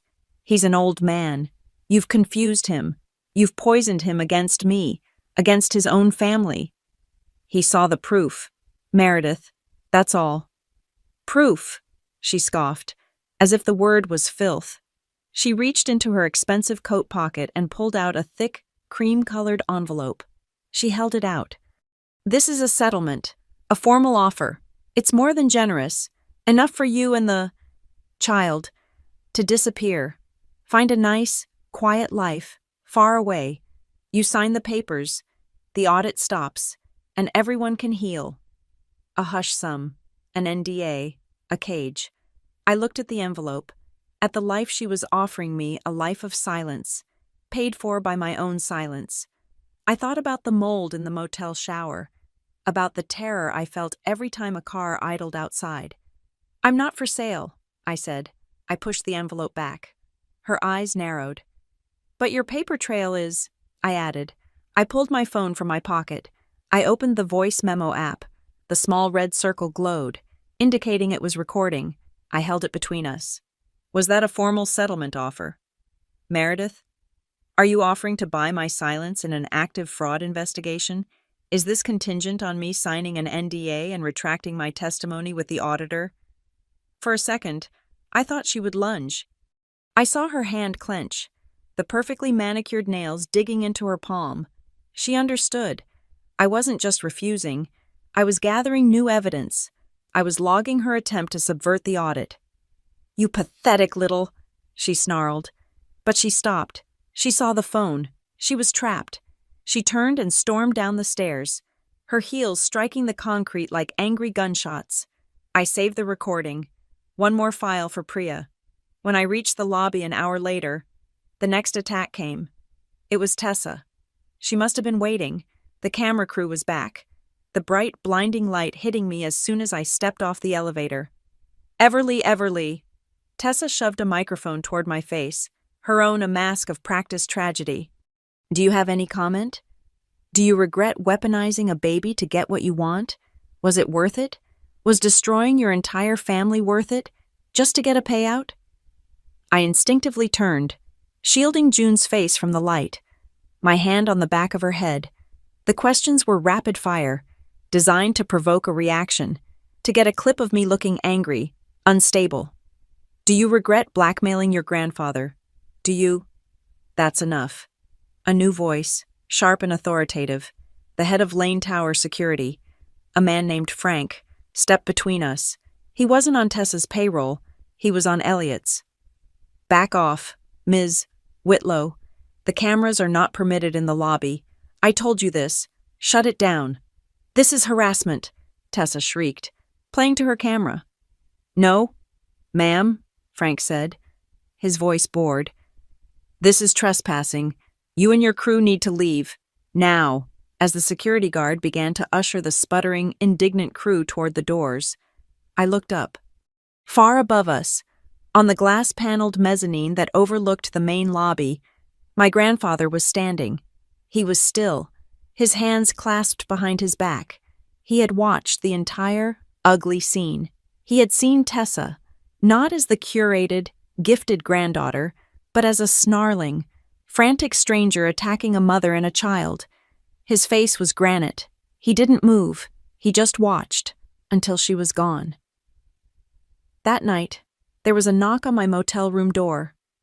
My heart leapt into my throat, my hand flying to the chain. Everly. It was Gus. I looked through the peephole. He was alone. I opened the door.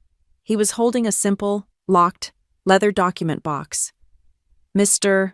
Lane wanted you to have these," he said, his voice a low rumble. "He said you'd know what to do with them. He also said, and I quote, 'It's time you had the originals.'" He handed me the box and a small key. He left. I locked the door, my hands shaking. I sat on the floor and opened it. They weren't binders. They were journals. His personal, blue ink journals, the ones I hadn't seen since I was a child. They were filled with his sharp, angular handwriting, detailing his philosophy, his deals, his vision. I found the section from 1998, when he'd first created the trust. I read his words, his original intent: to provide a floor, not a ceiling, to be a shield for the blood, not a weapon for the greedy. I kept turning, and then I found it, a single page, dated almost 10 years later, after some other, long-forgotten family dispute. The page was labeled, simply, "If they misuse this." It was a roadmap. It detailed his exact wishes for a trustee removal for cause. It outlined the independent audit, the full vote, the exact clauses including 11D that he had put in place as a dead man's switch. He had anticipated a Meredith. He had left a map for me, and I hadn't even known it. I was staring at the page, my mind reeling. When my phone rang, it was Ramon.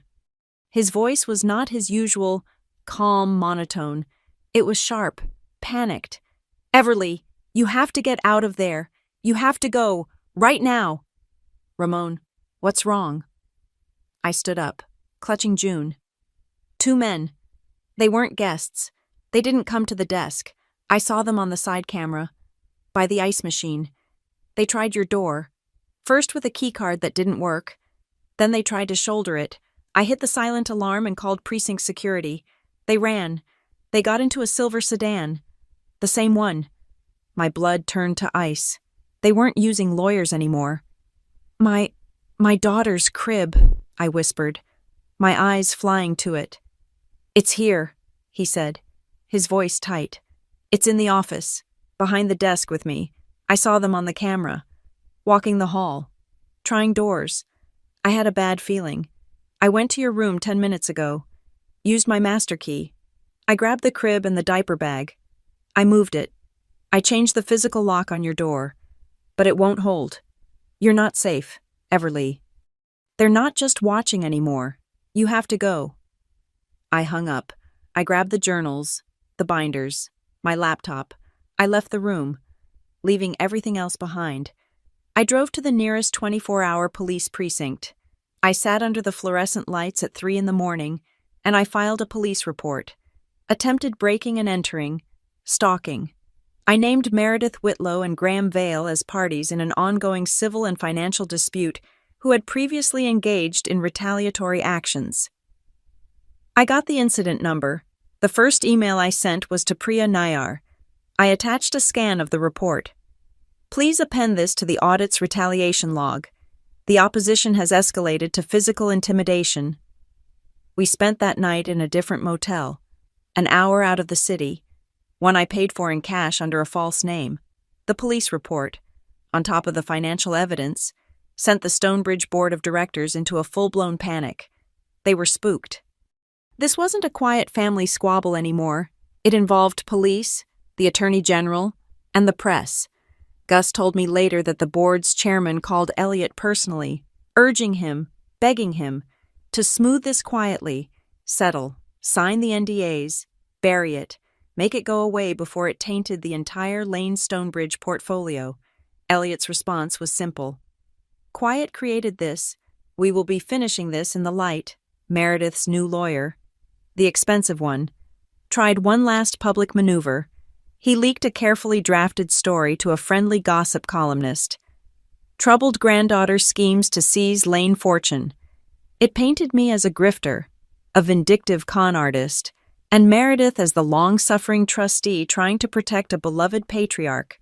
The columnist, doing her due diligence, called Priya Nayar for comment.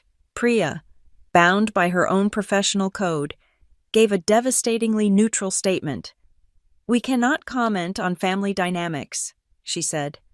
Stonebridge is currently conducting an ongoing governance review regarding trustee malfeasance and documented financial irregularities. A full report is forthcoming. Malfeasance. Irregularities. The official, cold. Corporate words were 1,000 times more damning than schemes. The gossip story was dead on arrival. The night before the vote, Elliot summoned me to the penthouse. I walked into the study. The first time I'd been there in almost 3 years. He was sitting in his armchair, looking out at the city lights. This ends tomorrow, he said, his voice quiet. One way or another, Meredith will be removed. Graham will be referred to the bar. The state will likely file charges based on Priya's report. It will be a mess.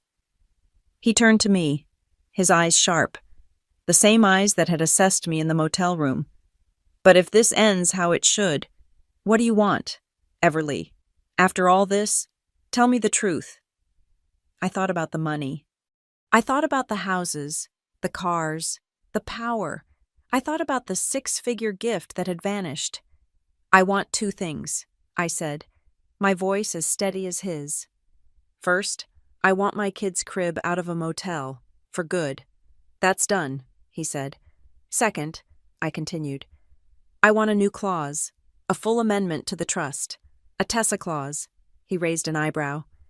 It will explicitly forbid any beneficiary from ever using their trust-funded lifestyle, or the Lane family name, as part of a brand or legacy to acquire personal profit or gifts.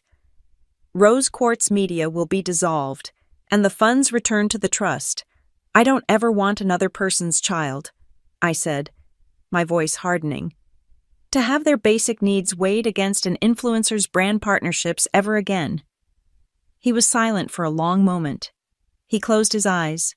When he opened them, he nodded. A slow, final gesture. I see, he said. Good. He stood up, straighter than I'd seen him in years. Be there at 10 a.m. Come to the vote. The vote was scheduled for Friday.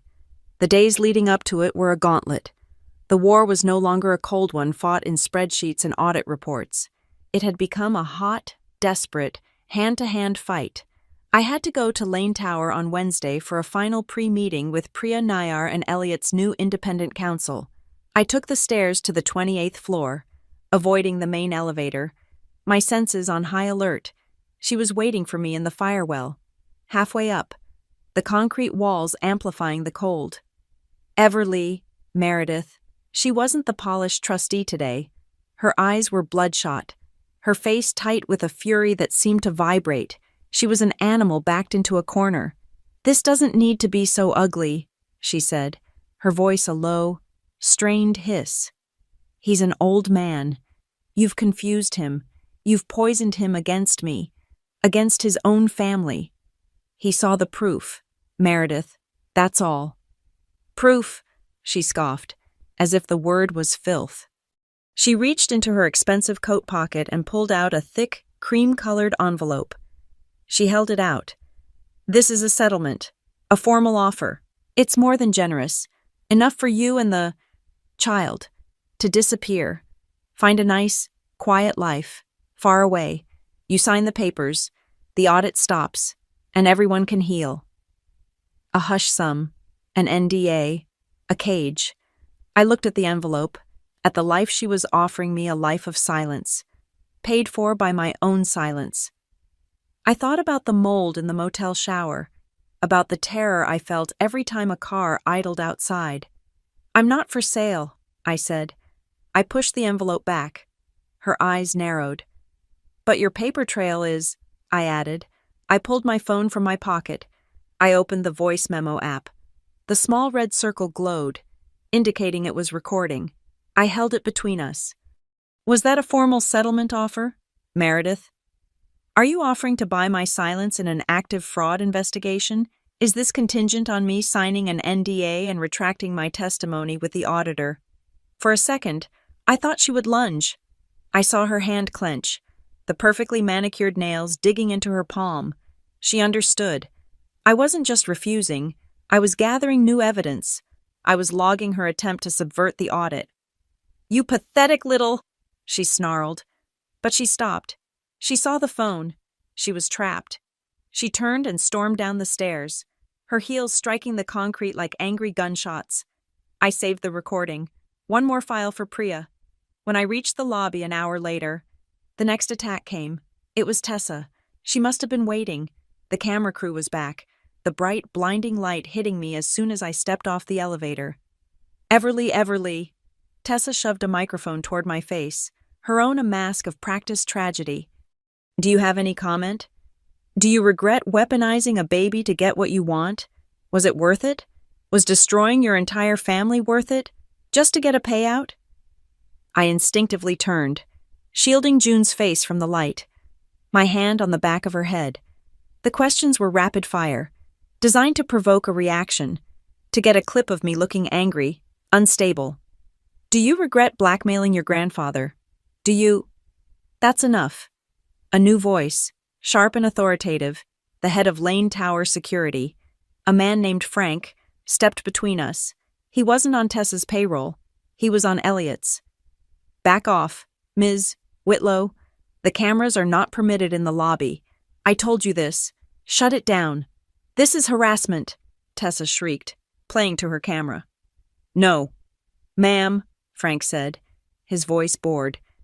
This is trespassing. You and your crew need to leave. Now, as the security guard began to usher the sputtering, indignant crew toward the doors, I looked up. Far above us, on the glass-paneled mezzanine that overlooked the main lobby, my grandfather was standing. He was still, his hands clasped behind his back. He had watched the entire, ugly scene. He had seen Tessa, not as the curated, gifted granddaughter, but as a snarling, frantic stranger attacking a mother and a child. His face was granite. He didn't move. He just watched, until she was gone. That night, there was a knock on my motel room door. My heart leapt into my throat, my hand flying to the chain. Everly. It was Gus. I looked through the peephole. He was alone. I opened the door. He was holding a simple, locked, leather document box. "Mr. Lane wanted you to have these," he said, his voice a low rumble. "He said you'd know what to do with them. He also said, and I quote, 'It's time you had the originals.'" He handed me the box and a small key. He left. I locked the door. My hands shaking. I sat on the floor and opened it. They weren't binders. They were journals. His personal, blue ink journals, the ones I hadn't seen since I was a child. They were filled with his sharp, angular handwriting, detailing his philosophy, his deals, his vision. I found the section from 1998, when he'd first created the trust. I read his words, his original intent. To provide a floor, not a ceiling. To be a shield for the blood, not a weapon for the greedy. I kept turning, and then I found it, a single page, dated almost 10 years later, after some other, long-forgotten family dispute. The page was labeled, simply, "If they misuse this." It was a roadmap. It detailed his exact wishes for a trustee removal for cause. It outlined the independent audit, the full vote, the exact clauses including 11D that he had put in place as a dead man's switch. He had anticipated a Meredith. He had left a map for me, and I hadn't even known it. I was staring at the page, my mind reeling. When my phone rang, it was Ramon. His voice was not his usual, calm monotone. It was sharp, panicked. "Everly, you have to get out of there. You have to go, right now." "Ramon, what's wrong?" I stood up, clutching June. "Two men. They weren't guests. They didn't come to the desk. I saw them on the side camera, by the ice machine. They tried your door, first with a keycard that didn't work. Then they tried to shoulder it. I hit the silent alarm and called precinct security. They ran. They got into a silver sedan, the same one." My blood turned to ice. They weren't using lawyers anymore. My daughter's crib," I whispered, my eyes flying to it. "It's here," he said, his voice tight. "It's in the office, behind the desk with me." I saw them on the camera, walking the hall, trying doors. I had a bad feeling. "I went to your room 10 minutes ago, used my master key. I grabbed the crib and the diaper bag. I moved it. I changed the physical lock on your door, but it won't hold. You're not safe, Everly. They're not just watching anymore. You have to go." I hung up. I grabbed the journals, the binders, my laptop. I left the room, leaving everything else behind. I drove to the nearest 24-hour police precinct. I sat under the fluorescent lights at 3 a.m, and I filed a police report. Attempted breaking and entering, stalking. I named Meredith Whitlow and Graham Vale as parties in an ongoing civil and financial dispute who had previously engaged in retaliatory actions. I got the incident number. The first email I sent was to Priya Nayar. I attached a scan of the report. "Please append this to the audit's retaliation log. The opposition has escalated to physical intimidation. We spent that night in a different motel, an hour out of the city, one I paid for in cash under a false name. The police report, on top of the financial evidence, sent the Stonebridge Board of Directors into a full-blown panic. They were spooked. This wasn't a quiet family squabble anymore. It involved police, the Attorney General, and the press. Gus told me later that the board's chairman called Elliot personally, urging him, begging him, to smooth this quietly, settle, sign the NDAs, bury it, make it go away before it tainted the entire Lane Stonebridge portfolio. Elliot's response was simple. "Quiet created this. We will be finishing this in the light." Meredith's new lawyer, the expensive one, tried one last public maneuver. He leaked a carefully drafted story to a friendly gossip columnist. Troubled granddaughter schemes to seize Lane fortune. It painted me as a grifter, a vindictive con artist, and Meredith as the long-suffering trustee trying to protect a beloved patriarch. The columnist, doing her due diligence, called Priya Nayar for comment. Priya, bound by her own professional code, gave a devastatingly neutral statement. "We cannot comment on family dynamics," she said. "Stonebridge is currently conducting an ongoing governance review regarding trustee malfeasance and documented financial irregularities. A full report is forthcoming." Malfeasance, irregularities, the official, cold. Corporate words were 1,000 times more damning than schemes. The gossip story was dead on arrival. The night before the vote, Elliot summoned me to the penthouse. I walked into the study. The first time I'd been there in almost 3 years. He was sitting in his armchair, looking out at the city lights. "This ends tomorrow," he said, his voice quiet. "One way or another, Meredith will be removed. Graham will be referred to the bar. The state will likely file charges based on Priya's report. It will be a mess." He turned to me, his eyes sharp, the same eyes that had assessed me in the motel room. "But if this ends how it should, what do you want, Everly? After all this, tell me the truth." I thought about the money. I thought about the houses, the cars, the power. I thought about the 6-figure gift that had vanished. "I want 2 things," I said, my voice as steady as his. "First, I want my kid's crib out of a motel, for good." "That's done," he said. "Second," I continued, "I want a new clause, a full amendment to the trust, a Tessa clause." He raised an eyebrow. "It will explicitly forbid any beneficiary from ever using their trust-funded lifestyle, or the Lane family name, as part of a brand or legacy to acquire personal profit or gifts. Rose Quartz Media will be dissolved, and the funds returned to the trust. I don't ever want another person's child," I said, my voice hardening, "to have their basic needs weighed against an influencer's brand partnerships ever again." He was silent for a long moment. He closed his eyes. When he opened them, he nodded, a slow, final gesture. "I see," he said. "Good." He stood up, straighter than I'd seen him in years. "Be there at 10 a.m. Come to the vote." The conference room on the 28th floor was where empires were built. The walls were lined with heavy framed photographs of the buildings Elliot had raised from dirt. Monuments to a lifetime of concrete and steel, each one a testament to his will. We sat at the same polished mahogany table, but the air was not just cold, it was sterile, the pressurized silence of an operating theater before the first incision. Priya Nayar stood at the head of the table. She was no longer just an auditor, she was an executioner. She had the full attention of the 2 independent trustees, Elliot and the pale, sweating lawyers from Stonebridge. "The independent audit is complete," she stated, her voice crisp, devoid of emotion. Her findings were projected onto the large screen. She laid it out, the forged amendments, notarized by Graham Vale at 2:30 in the morning, while Elliot's physician confirmed he was on a heavy sedative drip.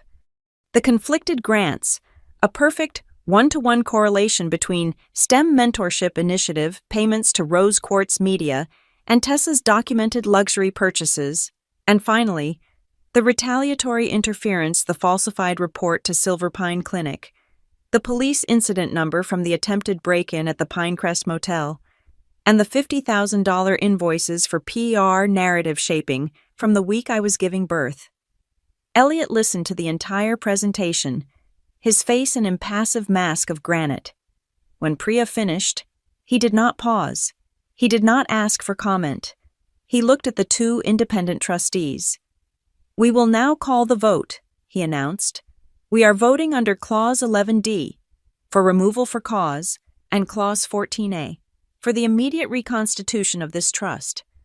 The motion on the floor is this: the immediate and permanent removal of Meredith Whitlow as trustee, the termination of Graham Vale as counsel for the Lane Family Preservation Trust, and the formal referral of this entire audit report to the State Attorney General's Office for criminal review. You will not." Meredith's voice was a raw scream. She shot to her feet, her chair scraping violently against the floor. "This is an illegal ambush. I will fight this in court. I will sue every single person in this room. I will drag this family through the press for a decade. You have no proof. You have nothing." Priya Nayar didn't flinch. "You are mistaken, Ms. Whitlow," she said, her voice still quiet, clinical. "We have the proof. You were simply sloppy when you tried to destroy it." Priya signaled to Gus, who was standing by the door. He opened it. Ramon walked in. He was wearing his clean-pressed Pinecrest Motel uniform, his hands clasped in front of him, looking terrified but resolute. Meredith looked at him, a complete stranger, with blank confusion. "You shredded the recent documents," Priya continued. "But in your haste, you threw out the original, hard-copy archive binders.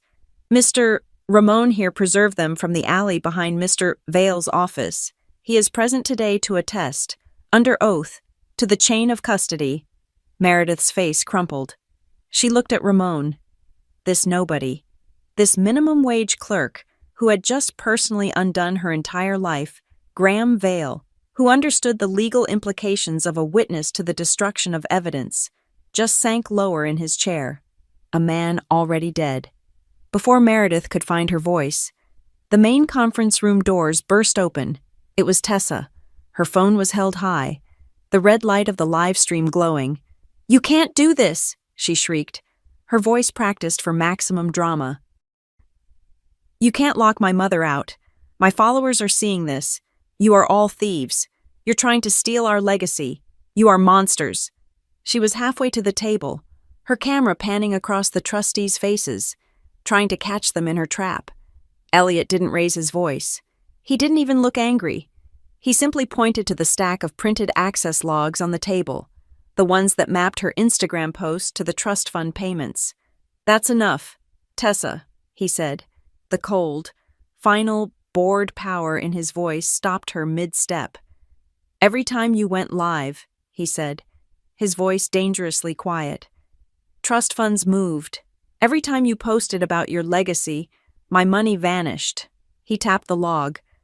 "Here is the $90,000 grant for your trip to Mykonos. Here is the $16,000 watch. You turned my name into a brand, and you looted my house to pay for it." He looked at her, his eyes flat and dead. "No more." Tessa stared at him, her mouth open, the performance broken. "Gus," Elliot commanded, "lock the doors, formally." Gus moved to the doors, and we all heard the heavy, definitive click of the magnetic locks engaging. We were sealed in. "We are now tallying the vote," Elliot said, ignoring Tessa, who stood frozen, and Meredith, who had collapsed into her chair. "All in favor of the motion to remove Meredith Whitlow." Hands rose. Elliot, the two independent trustees. "The motion carries," Elliot declared. "Meredith Whitlow is removed as trustee, effective immediately. Security will escort her from the building." He pulled a single, thick, leather-bound document from his briefcase, a full restatement of the trust. He uncapped a heavy, blue ink pen and signed his name at the bottom. "This restatement is now in effect," he said, pushing it toward the Stonebridge lawyers. "The hardship policy, as I originally wrote it, is reinstated. All Whitlow-affiliated entities, including Rose Quartz Media, are permanently struck from the beneficiary list, and an independent compliance seat is hereby granted, in perpetuity, to Ms. Priya Nayar, to oversee all future distributions." He had done it. He had fixed it institutionally. He looked at me then, for the first time. I was standing in the corner, rocking June, who had started to fuss at the sound of her mother's scream. "Ms. Hayes," he said, the formal address sounding strange and new. "You are hereby reinstated as a beneficiary in good standing. My personal office will facilitate a home grant to fund safe, permanent housing for you and your daughter. It will be finalized within 48 hours. He paused, his eyes holding mine. "There will be no non-disclosure agreements. There will be no strings." I took a breath. It was the first full, clean breath I'd taken in a year, The air tasted sweet, but I didn't smile. Not yet. I walked forward, shifting June to my hip. I placed the forged declination sheet, the one with my misspelled name, on the gleaming mahogany. Then, I placed my phone next to it. "One more item," I said, my voice clear. "For the referrals," Priya understood immediately. She stepped forward and pressed play on my phone. The room filled with Meredith's voice from the stairwell. "A settlement. A hush sum. Sign the papers and disappear." Priya stopped the recording. She looked at the terrified corporate lawyer from Stonebridge. "For the record," she said, "this matter, including these new exhibits of forgery and attempted bribery, is formally referred to the Attorney General for criminal investigation and to the Bar Association's disciplinary committee regarding Mr. Graham Vale." That was the final break. The last thread of civility snapped. Meredith lunged. She wasn't a trustee or a society woman. She was just a cornered animal. She lunged for the door, shoving her chair back. "You can't keep me here," she shrieked. Gus didn't move. He simply stood in her path, a mountain in a suit, his arms crossed. Security, already summoned, was entering from the other side. Tessa, seeing the last of her power evaporate, stared at her phone. The live stream was dead. The Wi-Fi in the conference room, it seemed, had been cut the moment Gus locked the doors. Her followers were gone. Elliot ignored the commotion. He ignored his daughter as security flanked her. He reached into his own briefcase and pulled out the photograph, the one I had left in the motel. The grainy picture of June's crib, cast in the sick pink light of the neon sign. He placed it on the table, right next to the new, signed restatement of his billion-dollar trust. He looked at the remaining trustees. "For the minutes," he said, his voice final. "We are done choosing image over family." I walked to the table. I picked up the crib photo, the picture of my poverty, my fear, and my absolute truth. I tucked it safely into the diaper bag. I met my grandfather's eyes. He nodded. Once, the vote was final. The clause was triggered. The room was silent, save for Meredith's muffled sobs. And with that, the chair's gavel fell. Thank you so much for listening to my story. Please, comment below and let me know where you're listening from. I'd love to connect and share our thoughts. Don't forget to subscribe and like the video. And if you can, please support us by hitting that hype button so this story can be heard by more people.